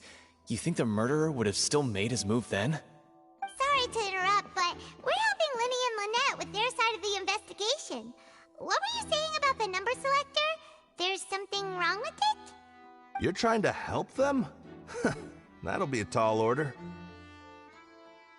Linny used the machine to pick a random member of the audience during his performance, right? The lucky girl that later disappeared. Well, we thought there might be a serious problem with the machine, so we had it taken away for further inspection. It turns out that the seat number it picked wasn't random at all. The machine picks that same number every time. I'm sure you already know that you have to make a reservation in advance to get a seat, regardless of whether it's a trial or some performance. In other words, Linny knew who would be sitting where from the very beginning. That much checks out. Linny reserved our seats for us, too. Bet you see why I was saying it'd be tough to make a case for Linny. Even though it's bad for Linny's case, Paimon had better write it down.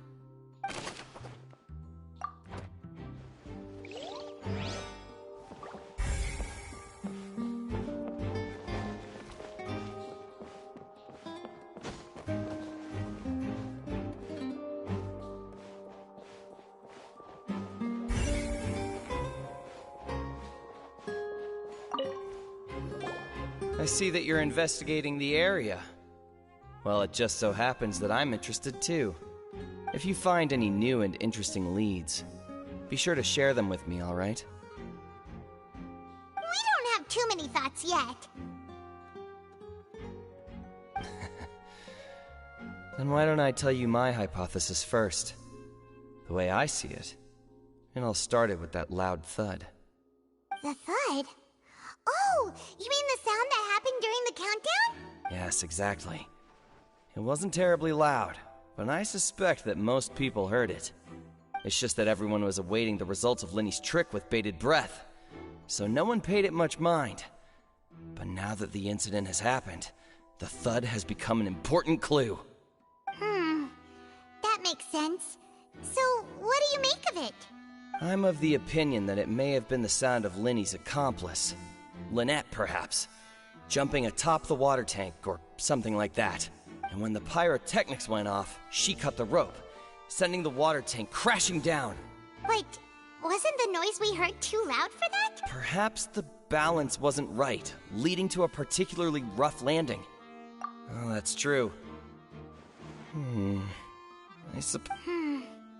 That does remind Paimon, though. What was with that sound?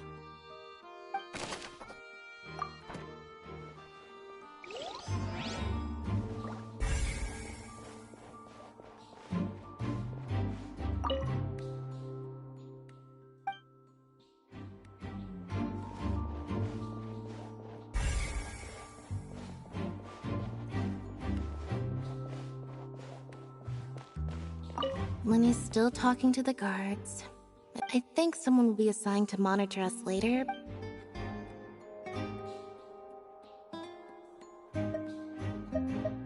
Lenny's still talking to the... I think someone...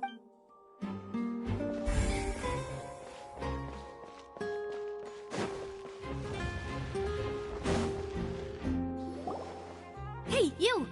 Yes, both of you! Over here! I've been keeping an eye on you for a while now. Huh? You mean us? That's right. If I'm not mistaken, you're also among those who wish to cut down the thorns and pursue the truth. No? And by the looks of it, you're not from Fontaine.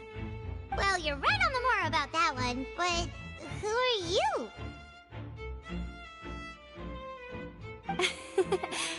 Have you never heard of the Spina di Rosula? From mediating disputes and providing protection to solving conundrums, you name it, Spina di Rosula does it. And I, Navia, have the honor of being its renowned president. Though those who play by our rules call me boss. I'm Silver, her attendant. Pleased to meet you. And I'm Melus. Demoiselle's various daily needs and affairs are on... Huh? Boss? Demoiselle? What? Well, I am the second generation president. Melus and the others are still used to my previous title. My apologies, Demoiselle. Should you prefer, boss, I will endeavor to use that instead. No need. You don't have to call me boss. Just Navia is fine. Okay, if you say so. Not that we're members of Spina di Rosula anyway. All merely trifling details. Never mind. Now, back to the situation at hand. That's right. I've always kept an eye on the serial disappearance cases. My interest stems from a matter back from my father's time. Judging from the look of things, I find Linny an unlikely mastermind. Really? We think so too! That's why we're looking for clues now. But how did you come to that conclusion? Intuition, naturally. My unparalleled intuition. Farina sure was quick to point the finger at Linny without any decisive evidence whatsoever, wasn't she? But that's not uncommon for her. If you remember, the Justice had to interrupt her and ask if she was pressing charges just to keep her from getting carried away. Anyway, a trial begins the moment someone levels charges. And, of course, there was no way Farina was going to back down in that situation. Sounds more like you just don't trust the Hydro Archon. Well, what's your opinion? I must admit that she can be interesting at times, but liking her doesn't mean that I'll blindly agree with her. All right, I've answered your question. Now, it's time you answer mine. Wait a minute, did that answer count? Well, I say it does. But don't worry, you won't hear any pointless questions from me. In your opinion, do you think it's right to treat a trial like it's an opera? Well? And why would that be? See, Silver and Melus? I told you they'd be different. Most astute of you, Demoiselle. I, too, think that the Traveler's response was most excellent. No matter how wonderful the script or how fervent the audience's expectations may be, the trials that go on stage here must be based in fact. And if that can be done, boss, then... All right, that's quite enough, Melus. Anyway, I like your answer. You pass with flying colors. Now, I need to make some preparations, following which our joint investigation shall commence. You two shall be my assistants. Wait! Since when did we become assistants? Oh, well, I can be the assistant, sure. Or your companion, if you like. That's more like it. Far be it from me to brag, but I believe that Demoiselle's intuition will be instrumental in uncovering the truth. You wish to save a friend from false accusations, and we wish to unravel the disappearances. In this sense, our goals are aligned. You have a point. You're quite the talker, aren't you, mister? And what about you over there? What do you think? You seem like you've got something on your mind. I have nothing to add. Oh, we'll be making some preparations first. Just be sure to let us know if they start revealing Linny's tricks.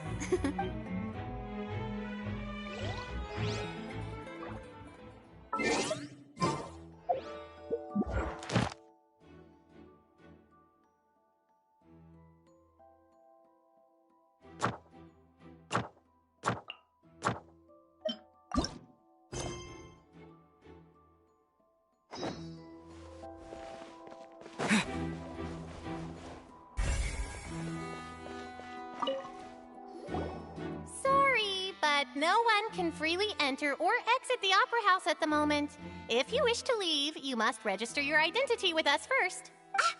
No, we're not leaving. We're representing Linny and Lynette as attorneys, so we're investigating the case. Were you always guarding this entrance? Yes, after the Chief Justice gave the order, everyone coming in or out must undergo a strict inspection.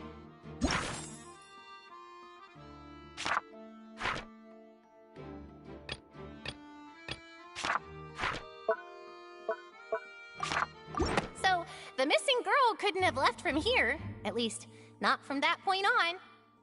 I doubt there was much opportunity then, either. How can you be so sure, Well, because I was in charge of security near the entrance at that time. I couldn't see Linny's performance from here, which was quite a shame. Just my luck. But still, I did not abandon my post, and I stayed put no matter how loud the applause was. If someone had so much as even approached the door, I would have noticed it, let alone if they had tried to leave. We Melazines are good at that sort of thing, you know. So, it's safe to say the girl couldn't have left through here. Alright, thank you for your help. This'll be useful info.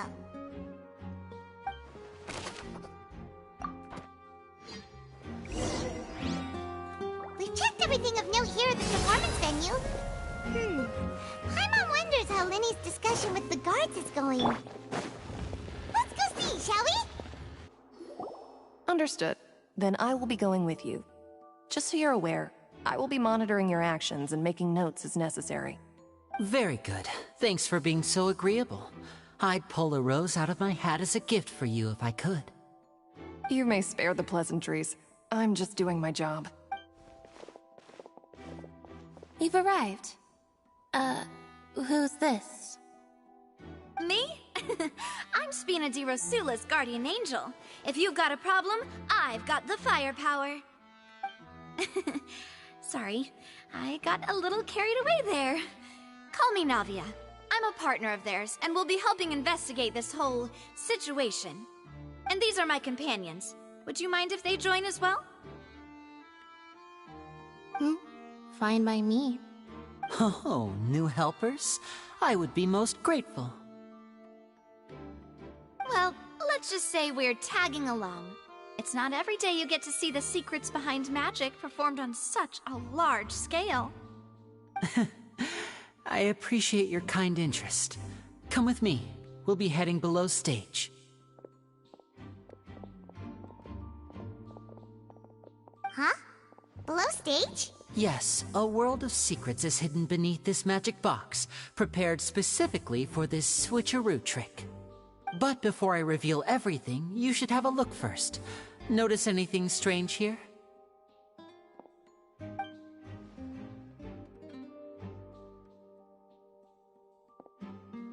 I'm not trying to be dramatic. Remembering the details of a trick will help you understand the methods used to perform it more easily. Huh. Weren't there balloons and other decorations here? Ah, good eye. That said, you're still far from discovering the answer. The back?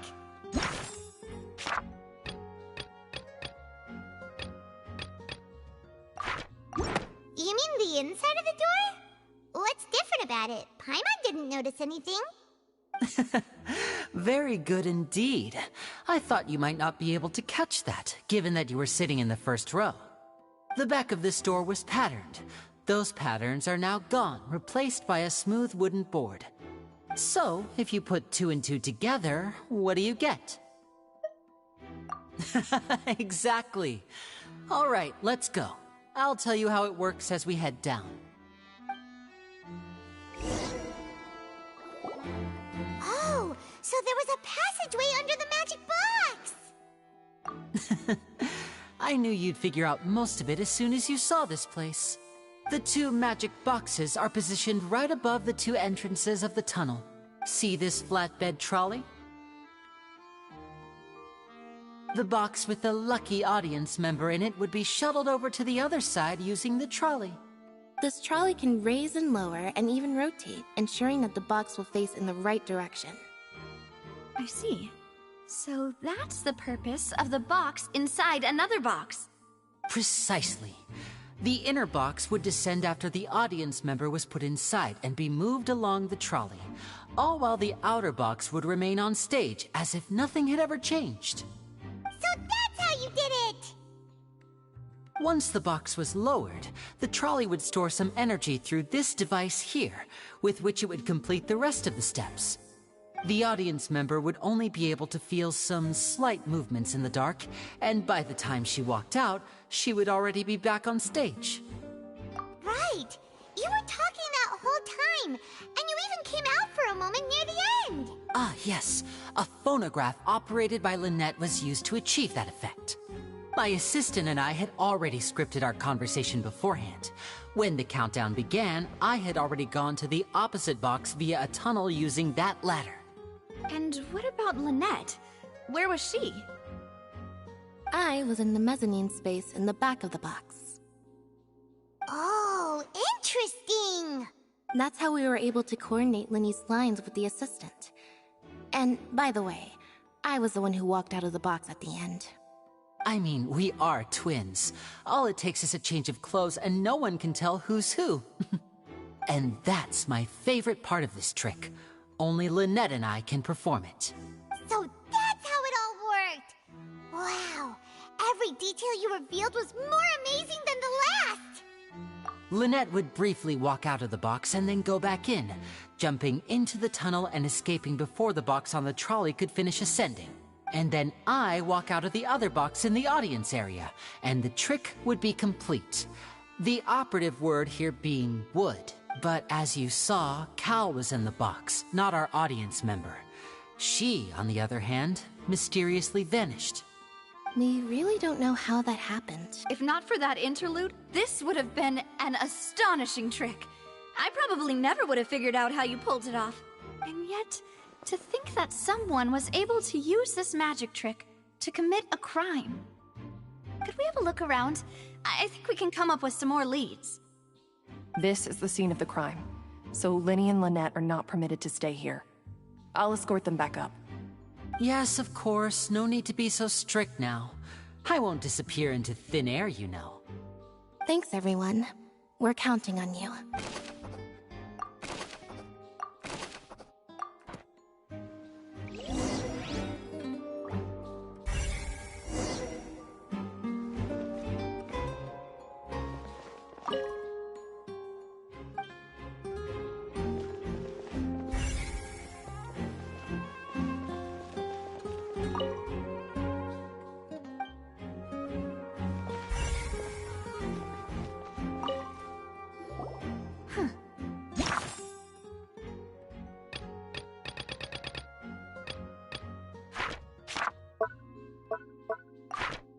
What's this?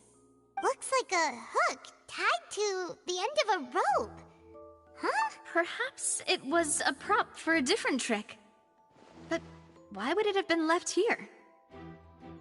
Whatever it is, let's make a note of it first.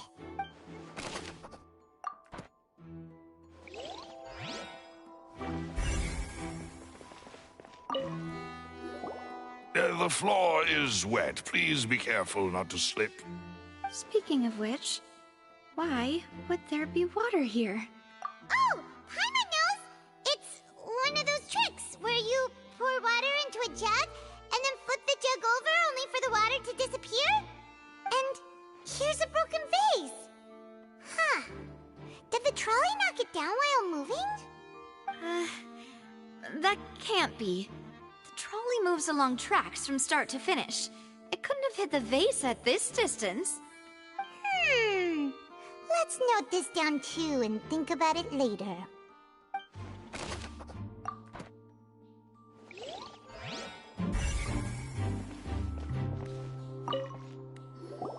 Oh, these are the clothes that the lady chosen from the audience was wearing, right? Her clothes are here, but she's nowhere to be found. Right. And do you really need to do that if you're kidnapping them? Ugh, this is so confusing. Paimon doesn't want to be a detective anymore.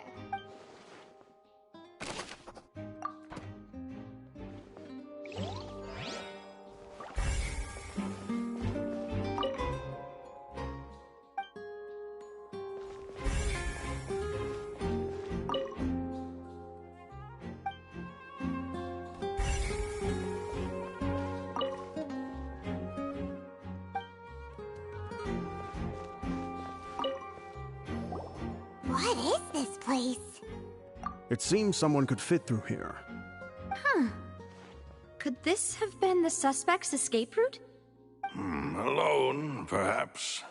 But if they had to pull another person with them, the space would be too narrow. But there are no other ways in or out of here. Oh, you're right! Let Paimon write that down.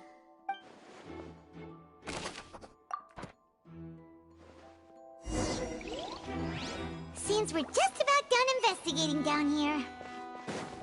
Yes. Let's head back up.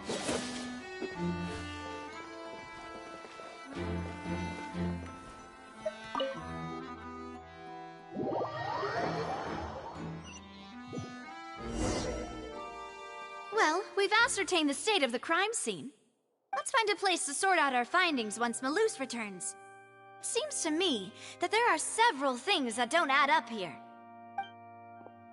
Apologies for the wait, demoiselle. So, what did the guards say? Did the criminal escape through the vent? They believe the odds of that are very low, since the vent leads to the Opera House's basement. The guards have checked the area carefully. No one left through the basement during the performance or after the incident, and no one was found hiding there. So the tunnel's become like a secret chamber then! You know, like the kind you usually see in novels! The plot thickens. Halsey's disappearance and Cowell's death... No wonder Farina was so confident in her accusation. All the current evidence points toward Linny and Lynette.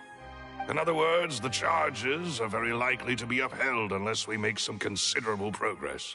Charges and then trial. So if the charges are upheld, they'll announce a sentence? That's right. This is how a trial goes in the Opera House. During the proceedings, the Chief Justice and the Oratrice will hear statements from both sides. That's right. This is how indemnitium is produced. The statements from both sides, the defenses from attorneys, witness testimonies, and even the audience's emotions will all be projected on the Oratrice. To put it simply, it's as if the Oratrice has its own will, and is a judge in its own right. This also precludes any kind of favoritism on the part of the Chief Justice. And not that this has ever happened anyway. Once both sides have finished speaking, the Chief Justice will make his final decision. This, too, will be used by the Oratrice as a reference. Then, finally, the Oratrice will be consulted by officials. The result it returns is the will of justice itself. Huh? So that machine is the one that actually decides? Paimon thought Neverlet called the shots. In practice, there is very little difference. Both have always come to the same judgment. Which is why people have great faith in the Chief Justice. Yes, the guards also asked me to convey that none of us will be allowed to leave this place before the trial. Huh? Why? Because we've chosen to act as the twins' proxies. That makes us persons related to the case.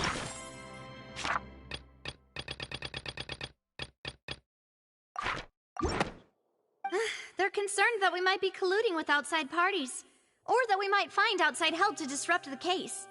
And even if that were not so, it could prove problematic if we happen to spread key information about the case ahead of time. I'm ready to break out at any time. Whoa, whoa! There's no need for that! Paimon thinks they have a point. said, are they providing food? Of course. I just hope you don't mind the lack of options. I'm afraid that catering to all tastes is not in the cards, nor is... In that case, let's just sort out our findings together here. Pity. I was hoping to take you to try some of Fontaine's famous desserts, too. I mean, what better way to properly think through our findings than over some tea and sweets? Huh. Breaking out suddenly doesn't seem like such a bad idea after all. Just kidding, just kidding. Paimon will still do her best, even if there are no snacks. Hmm? What do you mean, no snacks? Of course we'll have snacks. If we cannot buy some, then we'll simply make some. Huh? Here? But how? Understood, Demoiselle. Everyone, please come with me.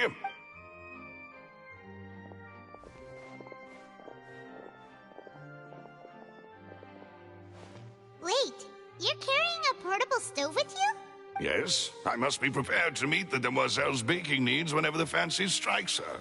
I have eggs, sugar, and almonds at the ready. Good work, you two. Then I'll get to it. Please sit tight for a moment. You'll get... These three are quite the interesting group.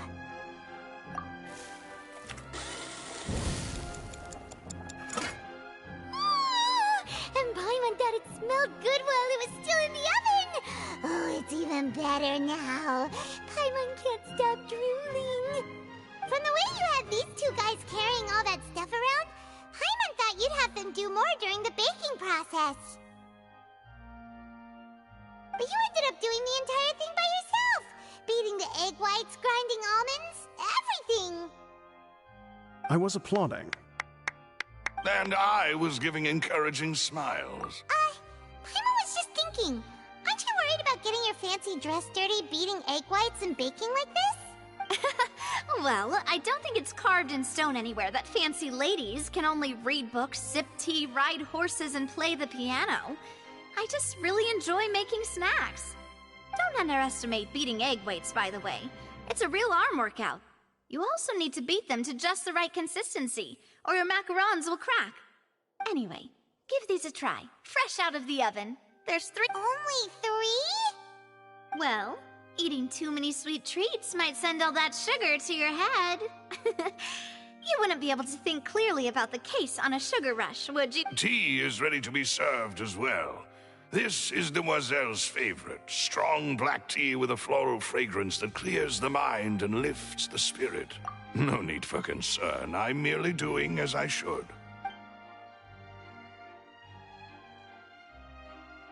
All right then, down to business.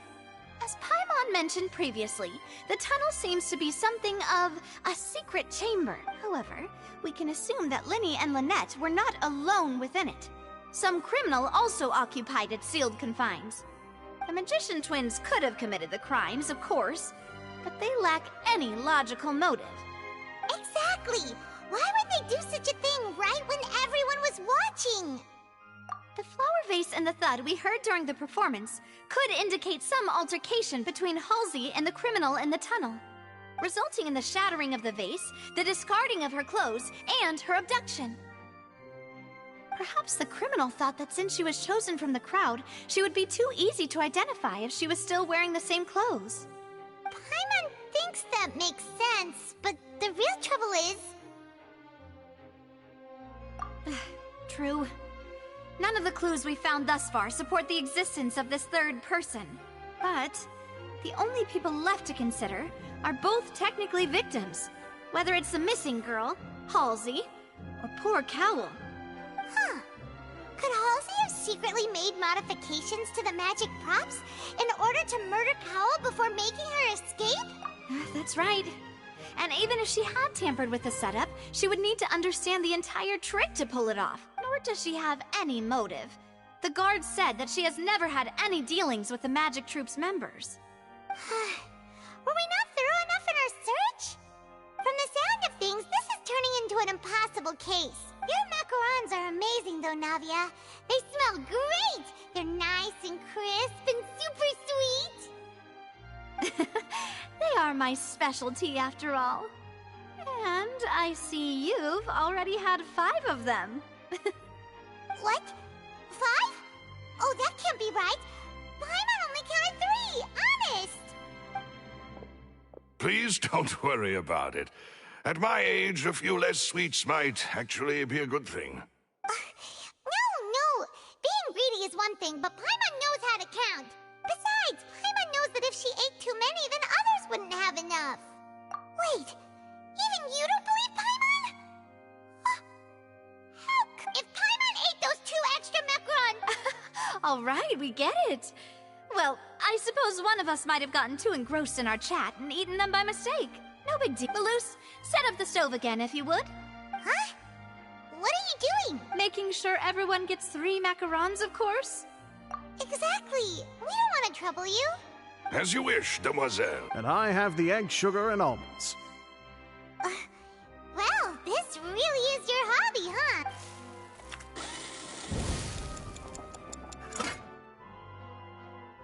Well, that's it for snack time. I'm going to have another look around the area. I don't know what we're looking for yet, but we've still got some time. As attorneys, I suggest the 2 of you think the case over again. It would be awkward if you got all tongue-tied on stage during the trial. All right, thanks for your help, and for the snacks. It was nothing. A small task for the Spina di Rosula. Silver, Maloose, it's time to go. I'll be back if I find anything new. All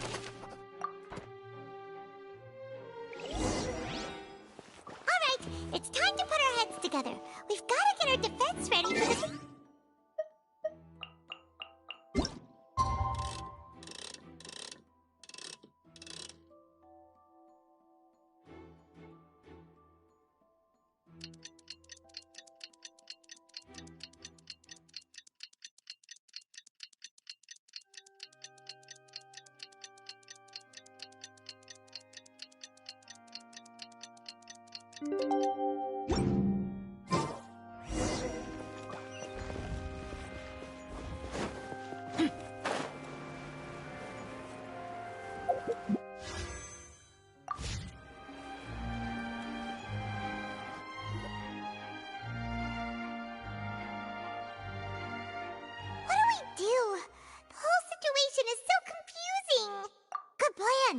Impossible things don't just happen. We'll get to the truth one way or another.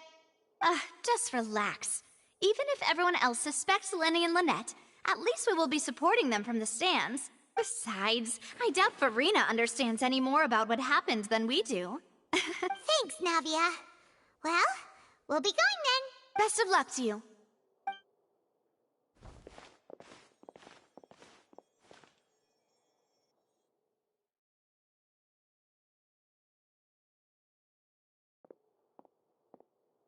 Ah, finally, you're back. Well, how did your investigation go? To be honest, you might be disappointed. No. We're already very grateful that you were willing to help. Well now, don't you all look disappointed? Don't tell me that your investigation came up empty-handed. That was to be expected, of course. The guilty can never produce proof of their innocence. But don't let that stop you. I shall be terribly disappointed should you, my most anticipated foe, concede so easily. Since both parties are present, I declare that the trial regarding the magic show incident is now in session. Firstly, in order for the audience to understand the causes and results of the incident, could we please have Mr. Linney explain the trick? Yes, of course. I will explain while Lynette demonstrates on stage. All the necessary items have been prepared.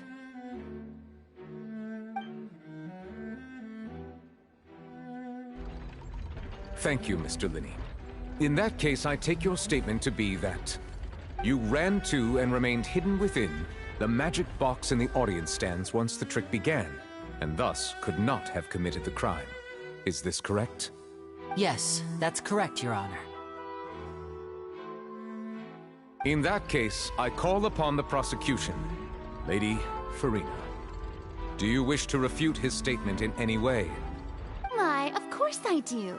Allow me to take the first shot and break this case wide open. Mr. Linney is clearly lying. There is no way you could have been in the box the whole time if you were to abduct Halsey and murder Cowell. In fact, I'd say you were hardly in that tunnel at all. That is simply your hypothesis based on the presumption that I'm guilty.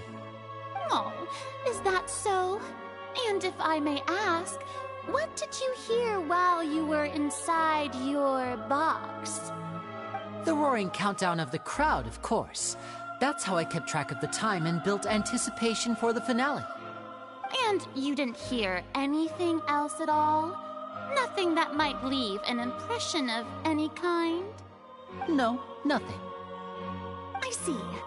But when the count reached 30 seconds or so, there was a thud. One so loud that I believe practically everyone heard it. Huh? Hey, hang on. Something's not right here. Yeah, I'm sure he could have heard a noise that loud from inside the box. I was right by the box, and I definitely heard the thud. Look at those scales. Could those mean...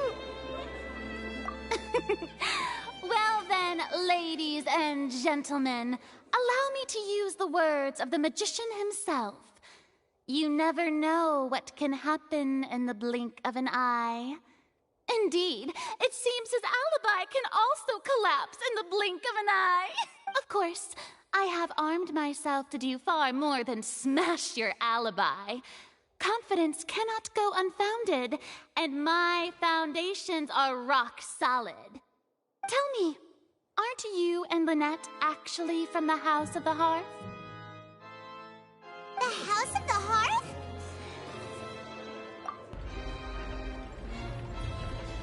No wonder they did something like this. So the serial disappearances were the Fatsui's doing. Now it all makes sense. I've got a feeling that what happened on stage probably wasn't just an accident. That's irrelevant.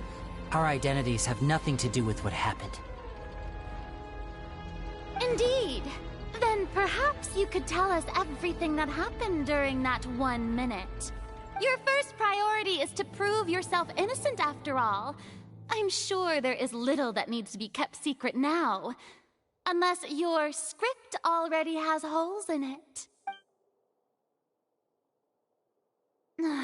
The Outlander is speechless. My, oh my, don't they look flabbergasted? Now comes the infighting and discord, I suppose. This was almost too easy. Good thing I made all those preparations. Seems the all-nighter I pulled last night is really paying off. Hey, Linny! Why didn't you tell us this before? Order! Order! Mr. Linney, allow me to re-establish the facts. Lady Farina has raised 2 points. First, when the thud was heard in the Opera House, you were neither in the box nor the tunnel. Second, you and Ms. Lynette are both members of the House of the Hearth. Are these claims true?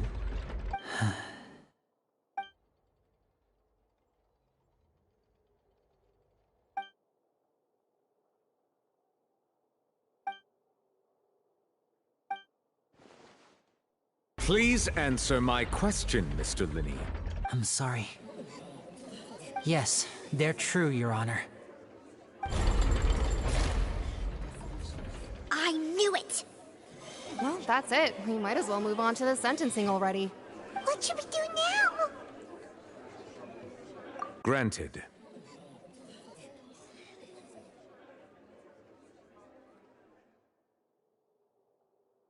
In that case, what is your request? Is that really necessary? They're already as good as guilty. The defendant deceived their own attorneys. What is there left to discuss? Order! Order, I say! Your request is reasonable, and we shall adjourn. This... So you would stick to Mr. Linney's defense even after knowing what you do now? You certainly have more professionalism than I thought. In that case, my dear audience, let's allow the joy of victory to steep for a little while longer.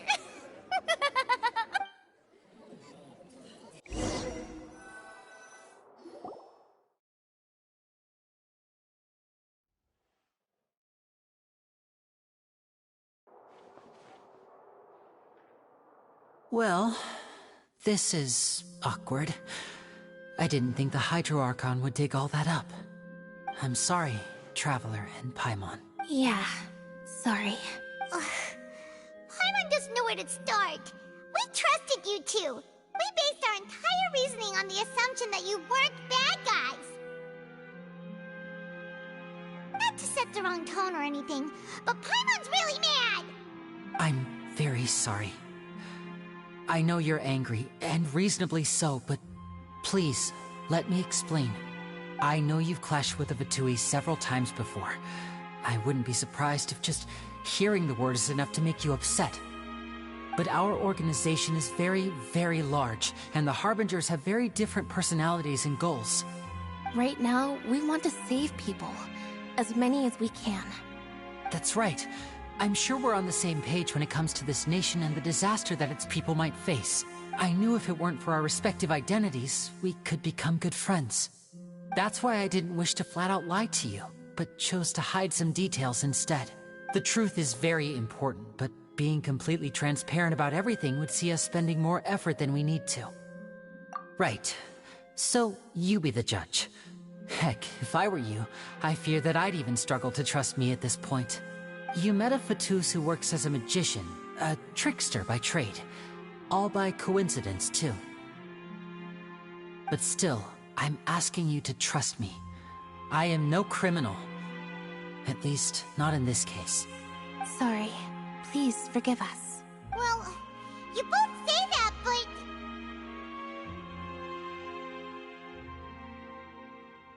Right.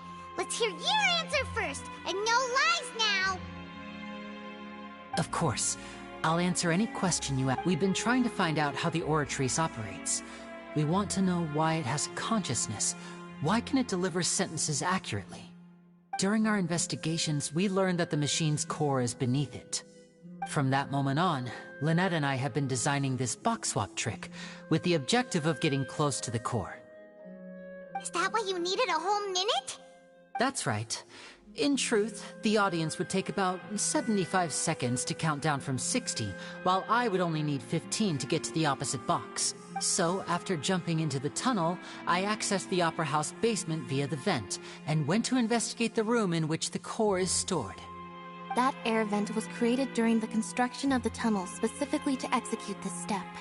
Well, nothing. As soon as I reached that room and was about to investigate, I heard someone's voice. Which should have been impossible, of course. I was quite certain that I was the only one in the room.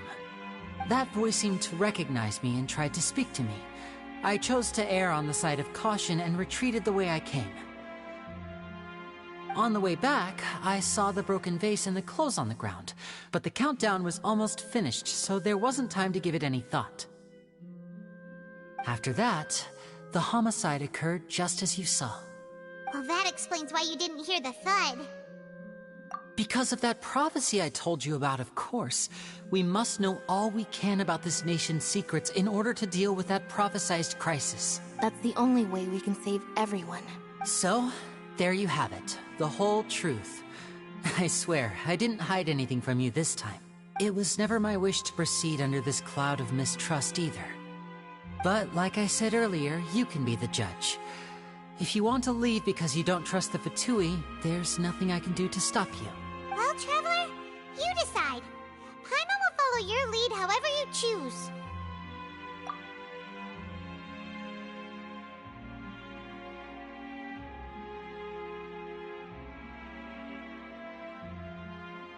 Okay, thank you. Thanks for giving us a chance. The current problem is that the scales are tipped pretty badly against you two.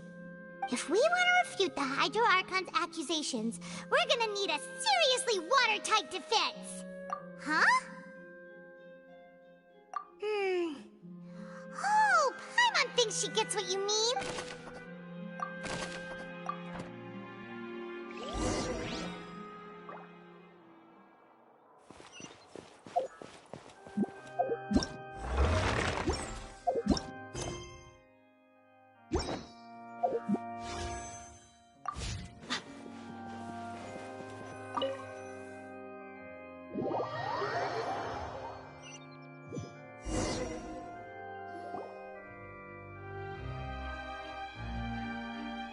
Both parties have returned to their positions. Let us continue the trial. When last we left off, Mr. Linney acknowledged the new evidence presented by Lady Farina as fact. Therefore, Lady Farina may continue stating her reconstruction of the events. Ugh, that took long enough. Now then, if everyone would lend me their attention. At this stage, let's revisit that scene from Linney's perspective.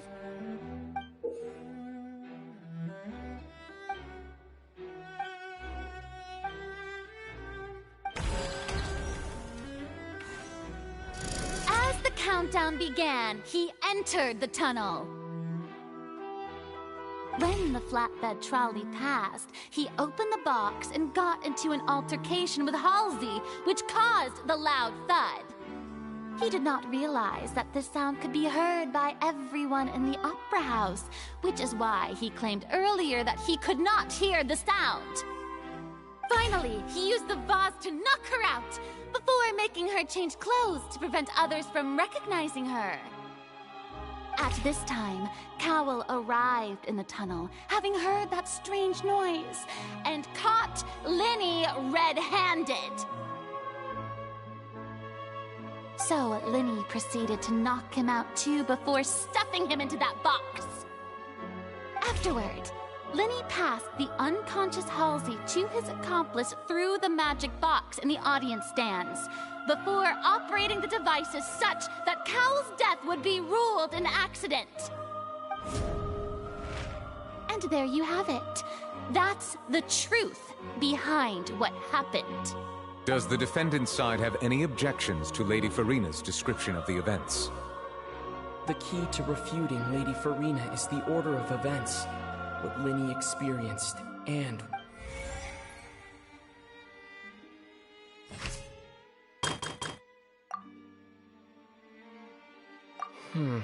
See...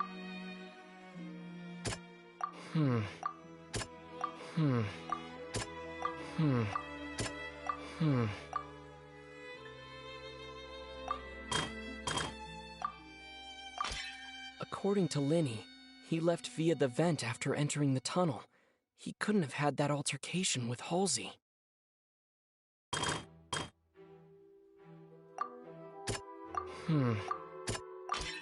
Linney went to the room that contains the Oratrice's core.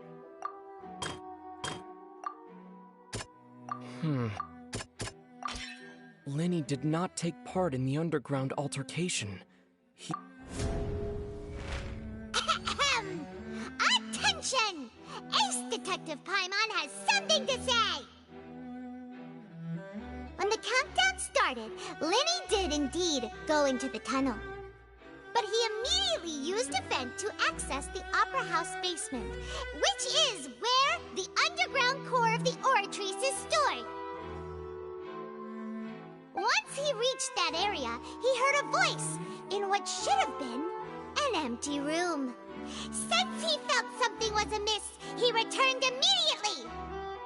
The crime scene had already developed by the time he reached the tunnel again, and in order to complete the magic trick, he did not remain there for any length of time. Finally, he reached the surface, and that was when the accident happened from his point of view.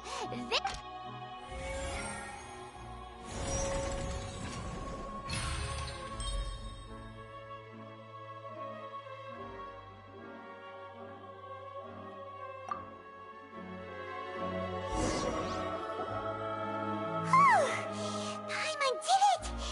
Paimon actually managed to save!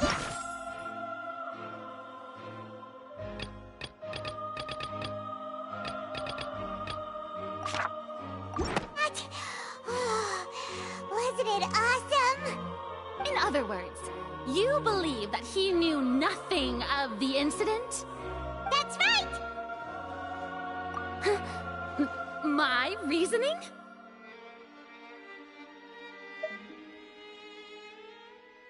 If that's the case, then if Cowell hadn't entered the tunnel, who was the entire setup meant to kill? Assuming that what you say is true, Linney only needed to kidnap the young girl to cause a new disappearance case. What would the point of killing someone on stage be? Oh, they have a point. That's right, you tell them! And that's why they're partners of mine. Oh, well, your denial is very strident, I'll give you that. But what proof do you have to back your claims? Of course I do.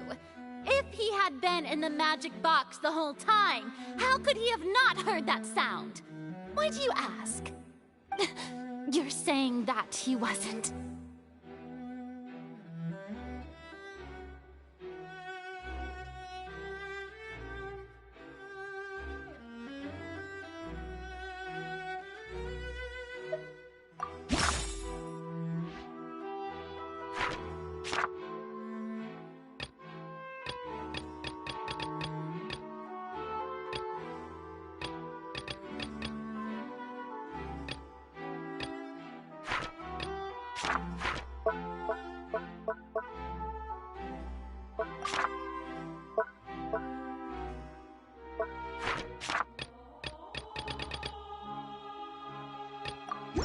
Are you sure we don't need to give this more thought? Paimon thinks there's something off here.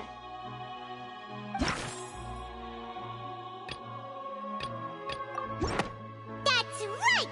Lenny wasn't in the box or in the tunnel. That's why he didn't hear anything strange during the performance.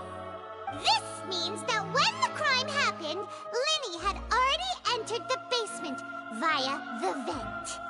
The same clue you used to disprove his alibi has now become the best proof! How do you like that? Well played. To think you'd use such logic. Well then, if it wasn't Lenny who committed the crimes, then who was it?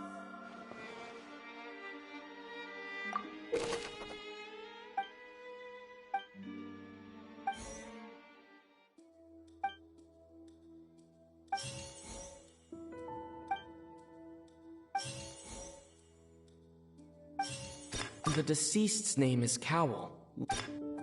Halsey is the missing person and an ordinary audience. Could there have been a third person involved? The deceased's name is Cowl.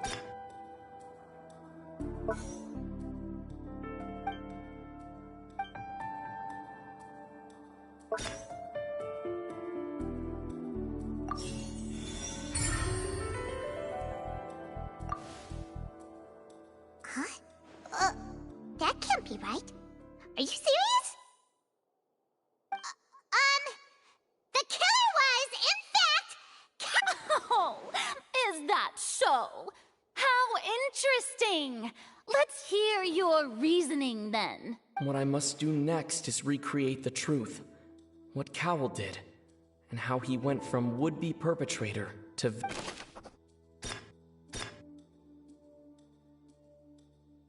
No one entered or left the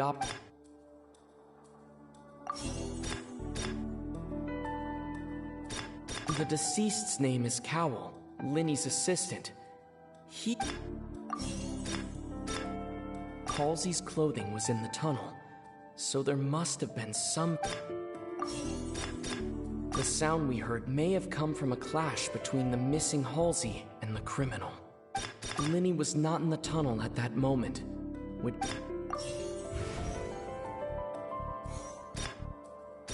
It would have been tough for both...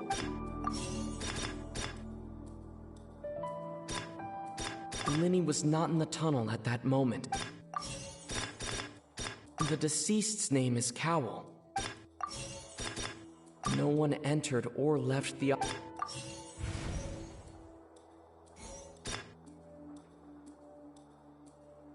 Halsey's clothing was in the tunnel. No one entered or left. It would have been tough for both...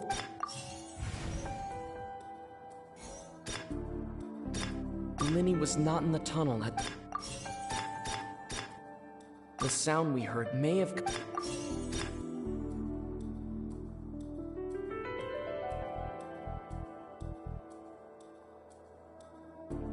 Halsey's clothing was in the tunnel.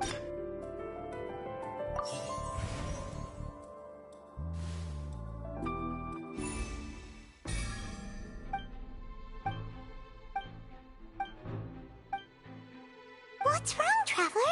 Are you still having trouble figuring things out? I see how it is. So this was all just a bluff.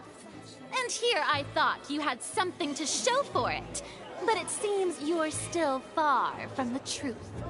Look, since we're at a dead end, why not consider a different track? Just like the trick as it transpired, the end result must have been utterly different from the magician's initial design. If only we knew how Halsey disappeared. Well, that would be nice, but the tunnel only has 3 exits. And it's not like this is a magic trick where you can just make a real-life person disappear. You know, like you did from that... Excuse my interruption, dear opponents. But do you not see that the crowd is growing impatient? There is no greater sin in this opera house than an awkward delay in the performance.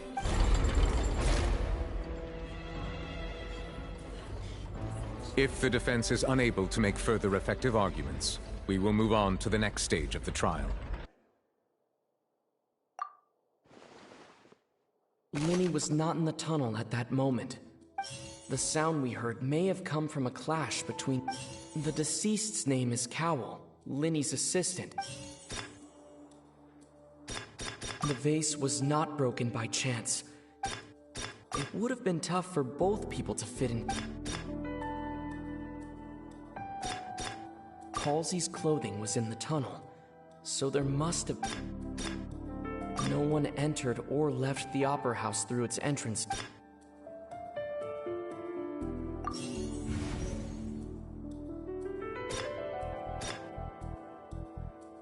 It would have been tough for both people to...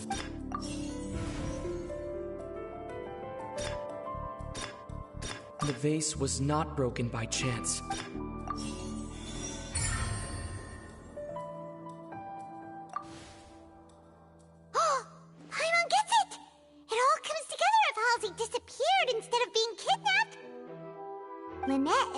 From the water tank, vanishing gradually and leaving only clothes behind. If there's a similar method where a person could be transformed into water... Oh, just a moment, please. I do hope you know how preposterous you sound at the moment. How could a person ever be transformed into water? This is reality we're talking about here, not some magic trick.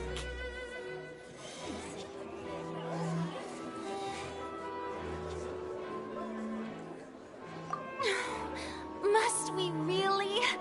I should think that of anyone. Your friend Linny already knows this truth very well. Magic tricks are ultimately just illusions and misdirection. But Halsey's disappearance is very real. We're talking about 2 completely different things. Even so, I trust the Traveler's judgment. The truth must be out there somewhere. Perhaps a new line of reasoning may open if we try to gather all the focal points that don't make sense. Since Cal was the deceased, we haven't placed much attention on him. But given that we aren't making much progress with the case, it wouldn't hurt to have a look at his belongings, would it? People really do come up with all sorts of harebrained schemes when at the end of their rope. The way I see it, your suggestion that we broaden the scope of our investigation is nothing but a tactic for stalling the trial. Nevertheless, I believe that this is a reasonable request on the part of an attorney. Since the trial does indeed appear to be at an impasse, I believe that additional evidence may help us make more progress. Guards, please step into the lounge and examine the personal effects of the deceased, Cowell. We are still examining the items, but we have already made critical progress that we feel must be shared with everyone post-haste. We discovered several test tubes of fluid within Cowell's baggage, each labeled separately. The notebook in his backpack claims that these fluids are water from the primordial sea. The primordial sea? The note's contents also indicate that Cowell belonged to an organization that sells illegal drugs and that he had an accomplice. The notebook has many entries concerning safe usage of these fluids, in which the keyword dissolve appears many times. One of these tubes was labeled Opera Epiclese, along with yesterday's date. It is empty. The notes also state that these dissolution properties work exclusively on people from Fontaine. It's likely that Halsey was chosen as some sort of test subject. As such, we believe that the defense's hypothesis is, in fact, supported by sufficient evidence. You've got to be kidding! People dissolving into water? Could something so ridiculous actually be true? Wait a moment. This reminds me of a certain prophecy, but it's just a coincidence, isn't it? Huh. If people can become water, does that mean that the water tank's real use was as a means to hide water stains? And if Cowell was targeting that girl... Wait just a minute. Could that mean... You two, with me, quick! Demoiselle, wait! What about your partners? Let's go. Just trust me. Order! Order! It is undeniable that further examination of the deceased's personal effects has yielded some surprising results, but we cannot yet verify the veracity of these clues. Still, let us assume that these clues are indeed authentic, albeit with the understanding that Ms. Halsey has yet to be found. Guards, please continue examining the items along these lines. Mr. Linney, it appears your hypothesis is supported by the evidence, so please continue speaking. Of course. Thank you, Your Honor. If we uphold this hypothesis, I believe that many of this case's seemingly unrelated clues can be connected together. Right! Like the metal hook! That one didn't make sense at all. Let's think about this. Cowell's methods must have something to do with that water from the primordial sea.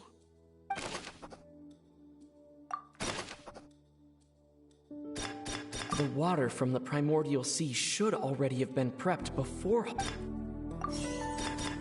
The deceased's name is Cow. Now it seems like the hook rope was... The rope that held the water tank up...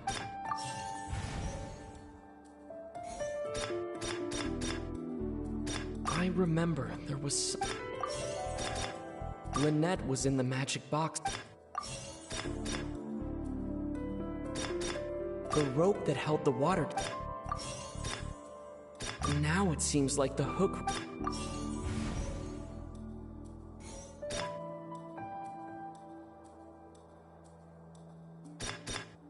Lynette was in the magic box on stage. The water from the primordial... The deceased's name is Cowell. I remember there was something...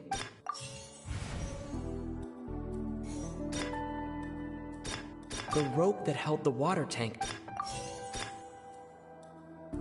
The rope that held the water tank...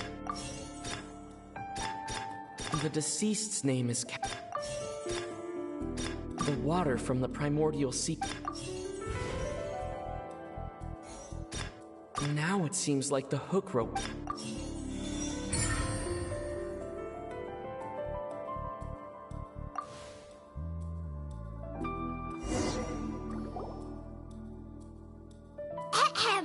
It's Ace Detective Paimon's time to shine again! In the original plan, Cowell would tamper with the water tank rope and the number selector securing his target. When the magic box containing Halsey was lowered, the metal hook would retract gradually and pierce the balloon at the top of the box. When the balloon attached to the box popped, the water from the primordial seed inside it would pour down and dissolve Halsey. After Afterward, Cowell would enter the tunnel and break the flower vase to conceal the water inside the tunnel, with the remaining evidence being covered up by the water tank on stage. But he encountered something unexpected in the tunnel, and wound up being fatally hit by the same water tank he meant to use to cover his tracks. Huh. That does make sense. That actually links together a lot of the more confusing pieces of evidence. Oh dear, what do I do? Even I think they sound convincing now. Have I falsely accused an innocent person? Now, it seems like the only point of contention remaining is the exact circumstances that led to Cal's death. His notes mentioned he had an accomplice who could be related to the situation. On that note, the guards have just contacted me indicating that they uncovered new evidence. I shall now invite him on stage to share it with us. Thank you, Your Honor. We were just inspecting the luggage of the other people involved in this case. And we found an identical sample of the water from the primordial sea among Linny's personal effects. What? That can't be. Oh, I see. Well, how wonderfully comedic to have your own counterattack only to come back and wound you. Does this not clear all doubt? My dear citizens, my loyal audience, allow me to present my reasoning and bring this performance to a swift close. Linny did not need to take part in the dissolution of the young woman at all. Indeed, he did leave the scene via the vent. Having made modifications to the props beforehand, his accomplice Cowell then caused Halsey to vanish using the water from the primordial sea. But upon his return, in cruel avarice, Linny desired sole credit and prepared to do away with his partner in crime. Ultimately, he knocked Cowell out, and the tool meant to cover the crime up also became a murder weapon. Now, as much as I regret having come to such a viciously straightforward conclusion, it does seem that the famed Fatui is quite the cold-blooded and ruthless organization. Am I right? We've used up all the evidence we collected. Is this the end of the road? Oh no. Paimon can't think of anything either. Seems using the water as new evidence was too good a move. What? I think we've all seen enough now, and we have ample witnesses to my flawless reasoning. I believe this is indeed the finale. Now then, my good, noble Chief Justice, should we not, in your view, move... Excuse me, everyone, but I must interject. Miss, I must ask you not to shout, and to respect the ongoing legal proceedings. Oh, come on. Don't be hasty. I have a good reason for interrupting, you know. Now, would anyone here like to take a little break from all this debate and see a little magic? I'll show you an amazing trick. One that can bring a young woman who has disappeared back in the flesh, right before your very eyes. What in the world is she saying? No offense, miss, but miracles like that are beyond my scope as a magician. Come on now, don't be silly. Magic is all about misdirection, isn't it? It often conceals the truth while presenting a fascinating illusion. But once everyone believes the illusion, can't magic reveal the truth to them once again? And wouldn't such a trick be the most marvelous finale to today's performance? Come on, Lenny and Lynette.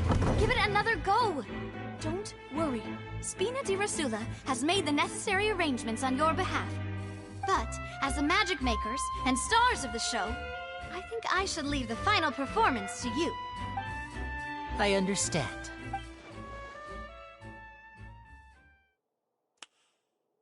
And voila!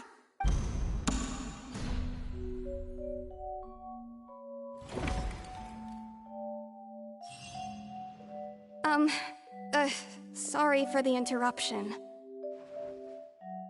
Wait, isn't that Halsey? So the whole thing about people dissolving wasn't true after all? To be clear, I'm only here because this person told me that if I testified, the merit of doing so would lessen my sentence. I was hiding outside this room listening to the proceedings because I was afraid that I would be the one put on trial. I was just feeling happy that no one had noticed me, and then before I knew it, she caught me.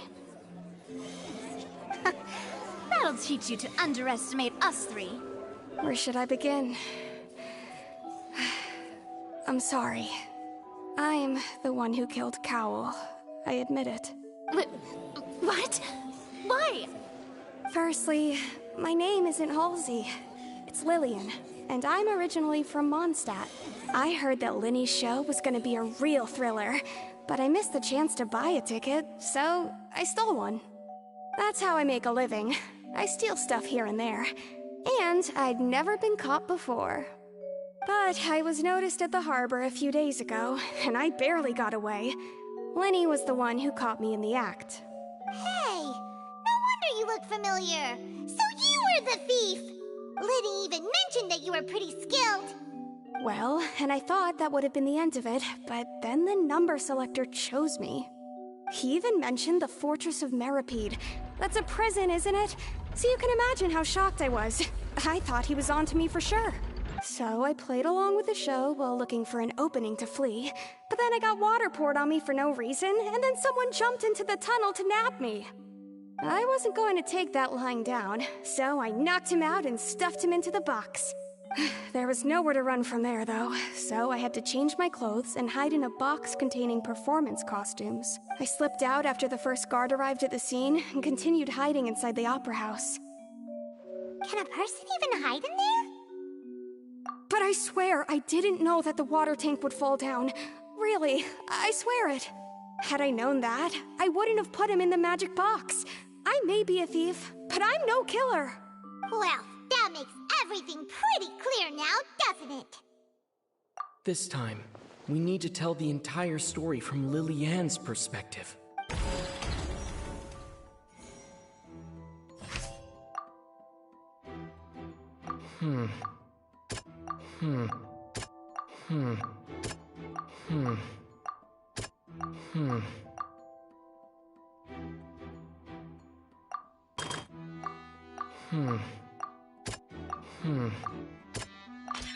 The strange...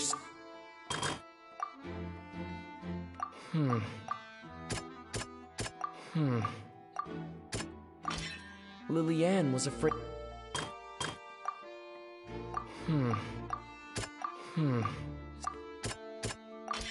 The flower... And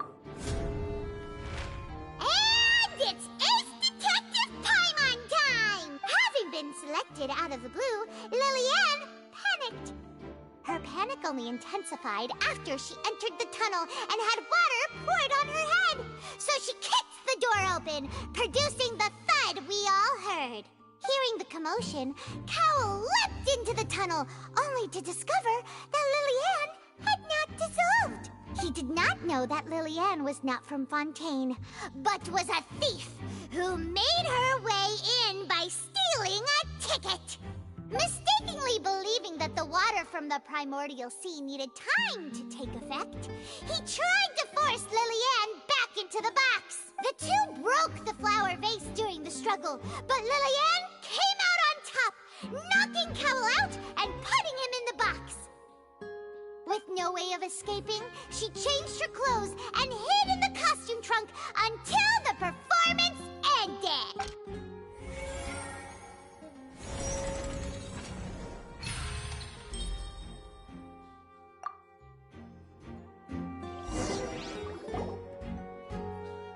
She knew that she would have to go through guard inspection if she tried to leave afterward. So, she has been trapped in the opera house these last 2 days. She had already become desperately hungry by the time we were chatting over macarons. So, she swiped 2 of them right under our noses. Talk about a sneaky thief. At this point, all the events that happened in the tunnel have now come to light. Ah, so that's the whole story. Bravo! Bravo! Now then, Lady Farina, do you wish to speak against the defense's statements? Please answer the question, Lady Farina. Also, if I may add, the trial has not yet ended. As such, I request that the prosecution not leave the room before the proceedings have concluded. What? Are you reading my mind now? No, I have no further arguments. I admit defeat. But really, could you at least have left me with some dignity? Wow, look at that! She's like a deflated balloon now. If there are no objections, then as the Chief Justice of Fontaine, I shall once again repeat the full sequence of events. The actual perpetrator of the serial disappearances, Cowl, selected his next victim from the audience reservation list. With some modifications to the selector, he could ensure that the pre-selected young woman would be chosen. To cover up any evidence while committing the deed, Cowl thought of allowing the water tank to fall, which would conceal the water left behind after the young woman was dissolved. He also tampered with the rope suspending the water tank, using the fireworks at the end of the performance to cause the tank to drop and hide the watermarks. He poured the water from the primordial sea into a balloon during the preparation of the magic box, and stuck it to the box's lid. Finally, he passed the prepared hook on a rope through the gap in the magic box's door when bringing the young woman to said box. When the magic trick officially began, the box containing the woman was lowered into the tunnel, tightening the hook rope and bursting the balloon containing the water. If all had gone to plan, the young woman would be dissolved at this time. However, Lillian was not from Fontaine, and thus fled the box with a loud noise. Realizing that there was trouble, Cowl entered the tunnel and met Lillian. Thinking that the waters had not yet taken effect, he decided to proceed. However, his opponent was more capable than he thought, and he was overcome, knocked unconscious, and placed into the magic box, and thus became his own final victim. Lillian, according to her own statements, then changed clothes and hid until the performance ended, before hiding in other parts of the opera house. As for Linny, he was in the underground structures within the opera house, and was thus ignorant of these happenings. From this reconstruction of events, we can conclude that Linny, the accused, is in fact innocent. While there is much in Linny and Lillian's conduct that should still be investigated separately, this case, at least, can be handed over to the Oratrice to make the final decision.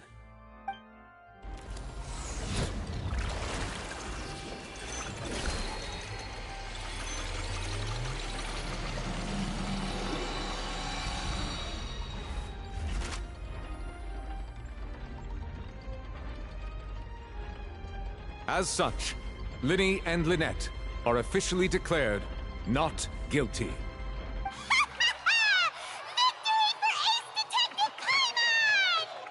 Great work, partners. Thank you all. Thank you so much. Next, I think we deserve an explanation, Guard Vaughn. How did you find the water from the primordial sea in Linny's baggage? Right! Your discovery caused me to make a serious mistake, you know. Or was that not a discovery, but false evidence that you dared to bring before this court? I suspect that the accomplice mentioned in Cowell's notes was not Linny, but you, yes?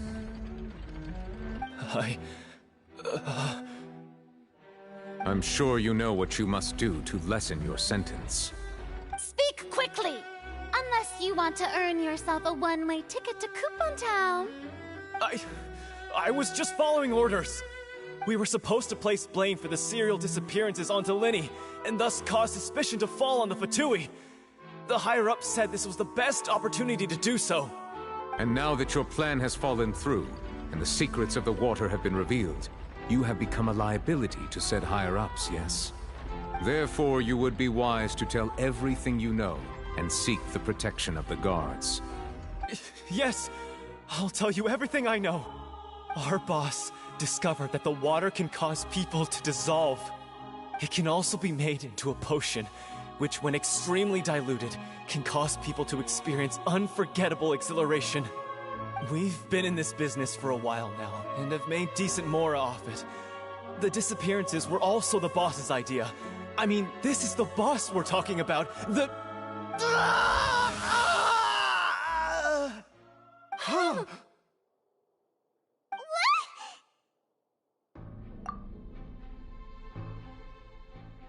And now he can no longer talk. Such ruthlessness. I shouldn't have expected any less of them. An outrageous act. All present, please submit to inspection immediately.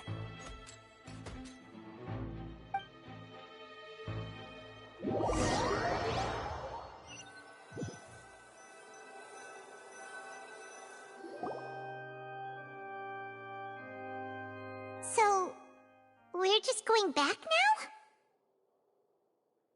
That's true, but... Traveler, Paimon! Please wait. Lenny... I know you may not want to speak to me right now. Maybe you don't even want to look at me. But still, let me thank you again for defending me to the end, even after you learned that I'm a member of the Fatui.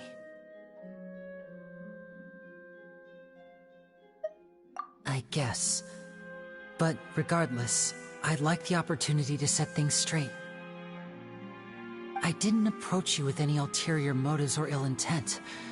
I've spoken to you as myself, just plain Linny this entire time. As for why I'm a Fatus, it's because the goals of the House of the Hearth align with those of an orphan like me. That's all. That was how Father, who you might know as the Knave, approached recruiting us back then too. The Knave? The one who controls the House of the Hearth? She's your father? That's right. And since we're here, I was wondering, would you mind hearing a story? It's about my past. Back when our parents first died, Lynette and I were left wandering the streets. To survive, I took to surreptitiously observing an older street performer who did magic.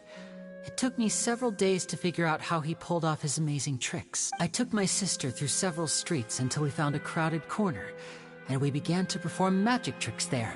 To my surprise, we proved to be pretty popular, and we could at least stop worrying about where our next meal would come from for a time. But I didn't want my sister to remain a street rat together with me forever. Before long, an aristocrat came to me and claimed that he wished to take us in after watching my performances. So you went from orphans to nobility just like that? That was how we felt at first too.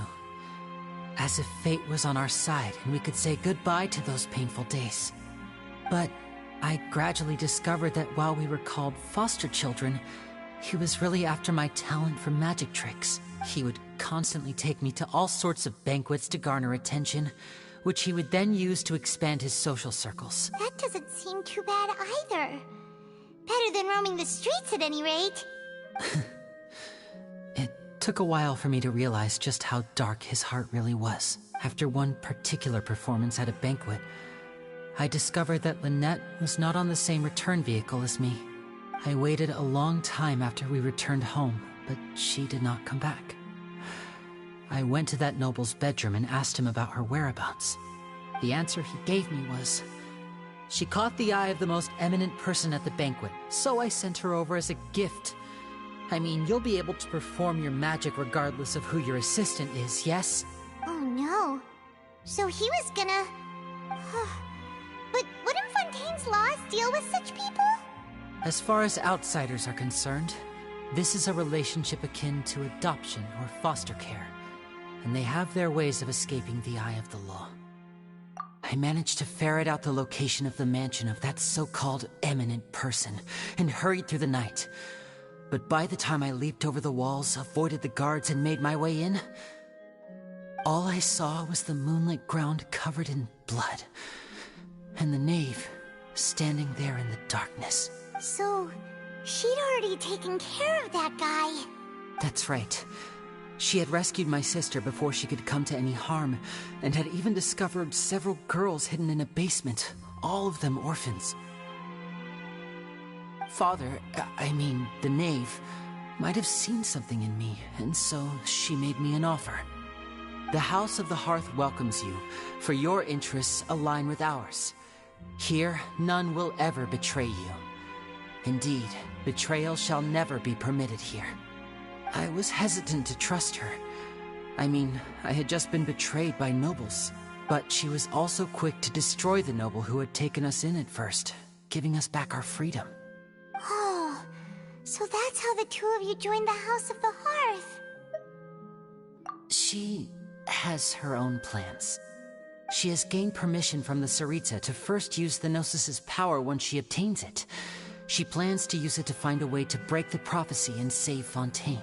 So, she believes in that prophecy too? That's right. The whole House of the Hearth is currently working to combat that crisis. Today's case has also proven that people from Fontaine can indeed dissolve into some sort of water, thus further supporting the prophecy. All of us house members here, Lady Arlecchino herself included, are from Fontaine.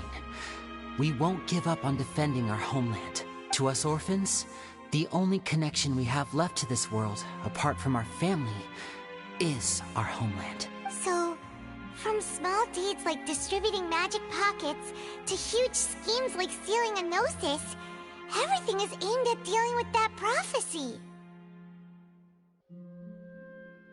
It's all right. I understand. The only thing I can do is relate all this to you. I just hope you can understand that even as a member of the House, I have never stopped making my own decisions, and that I believe what I'm doing is right. If you should need anything at all in the future, feel free to find me.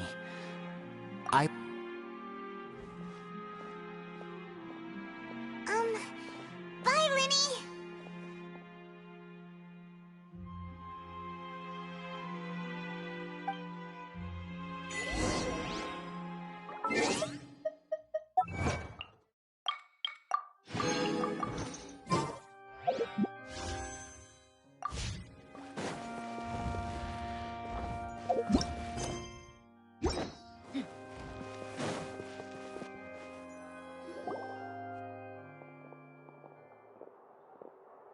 Hey there.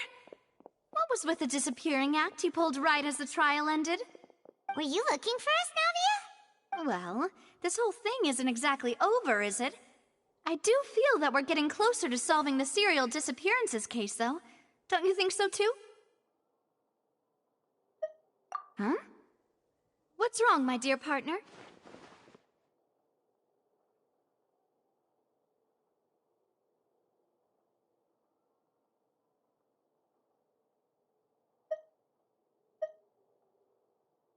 Besides, are you sure we're the ones who can crack a case that's been cold for decades now? And given that there's new evidence from the trial, there should be a trail of breadcrumbs for the Hydro Archon's people to follow now, right? Ah. I see. Well, I won't lie. I'm a little shocked to hear that from you. But I suppose you are just travelers who have only arrived in Fontaine after all. Sorry. I might have been too presumptuous. Don't say that, Navia. Ah, and we were having so much fun investigating with you, too. It was like having new waters flowing into a stagnant mire, causing new hope to spring forth, and the reflection in the murk to become clearer. Well, sorry about that. Wait, shall we have a farewell meal? You know, to commemorate our time as partners? Huh? Do we really need to get that formal? Well, guess you really did treat us as part— Well, I'd just like to have a proper ending to every important memory. That way there are no regrets later. Anyway, it would just be a meal, so it shouldn't take up too much of your time. You don't have to twist Paimon's arm. If Boss Navia's treating, count Paimon in! Oh, wonderful. In that case, why don't we return to the Court of Fontaine and head to the Hotel de Boer? All right, then. Let's have our farewell meal.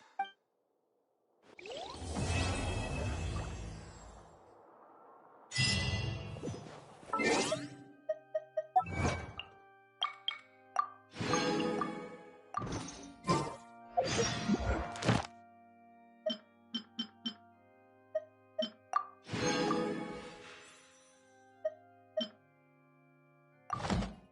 desert's a tough adversary.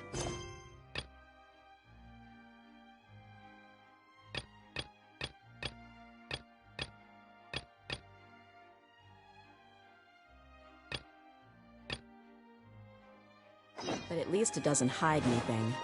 What you see is what you get. And whether you take on the...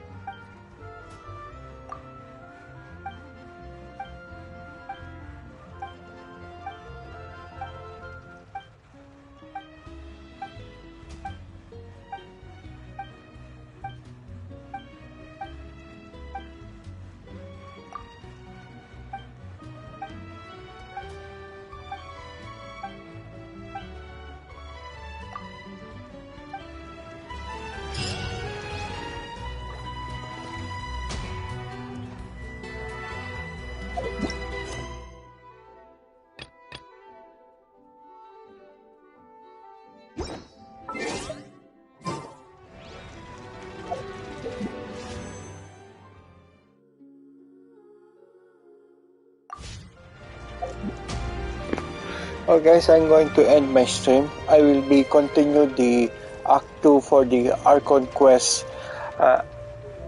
but maybe by tomorrow. I will try to finish all of it before the Archon, before it will drop for 1.1, 4.1 update. So I'm just going to finish up the Archon quest as soon as possible. Besides, after that they will add a new map. I need to be prepare everything, so yeah. And plus I'm still grinding on my premium gem. I am almost at 20,000, so I'm still going to keep my goal, but I hope once the Zhangji and Child banner ends, I hope I got 20,000 premium gem. It has 8 days, so I think the next 5-star character will be Hu Tao and what do you call this? The Chief of Justice. I forgot his name. So I think maybe I will just going to do 30 pulls, because I'm not going to waste all of my premium gem, because I want to get Farina 100%. It's a good character and I love his voice actor line, and he is so funny and nice. So I'm just going to wait for her. I will rather to have her signature weapon and her constellation. I'm just going to wait for 4.2 to make the wish. So I'm just going to check my PT before I end my stream. So I think, yeah. So that is 10. Oh man, well, I'm so far away.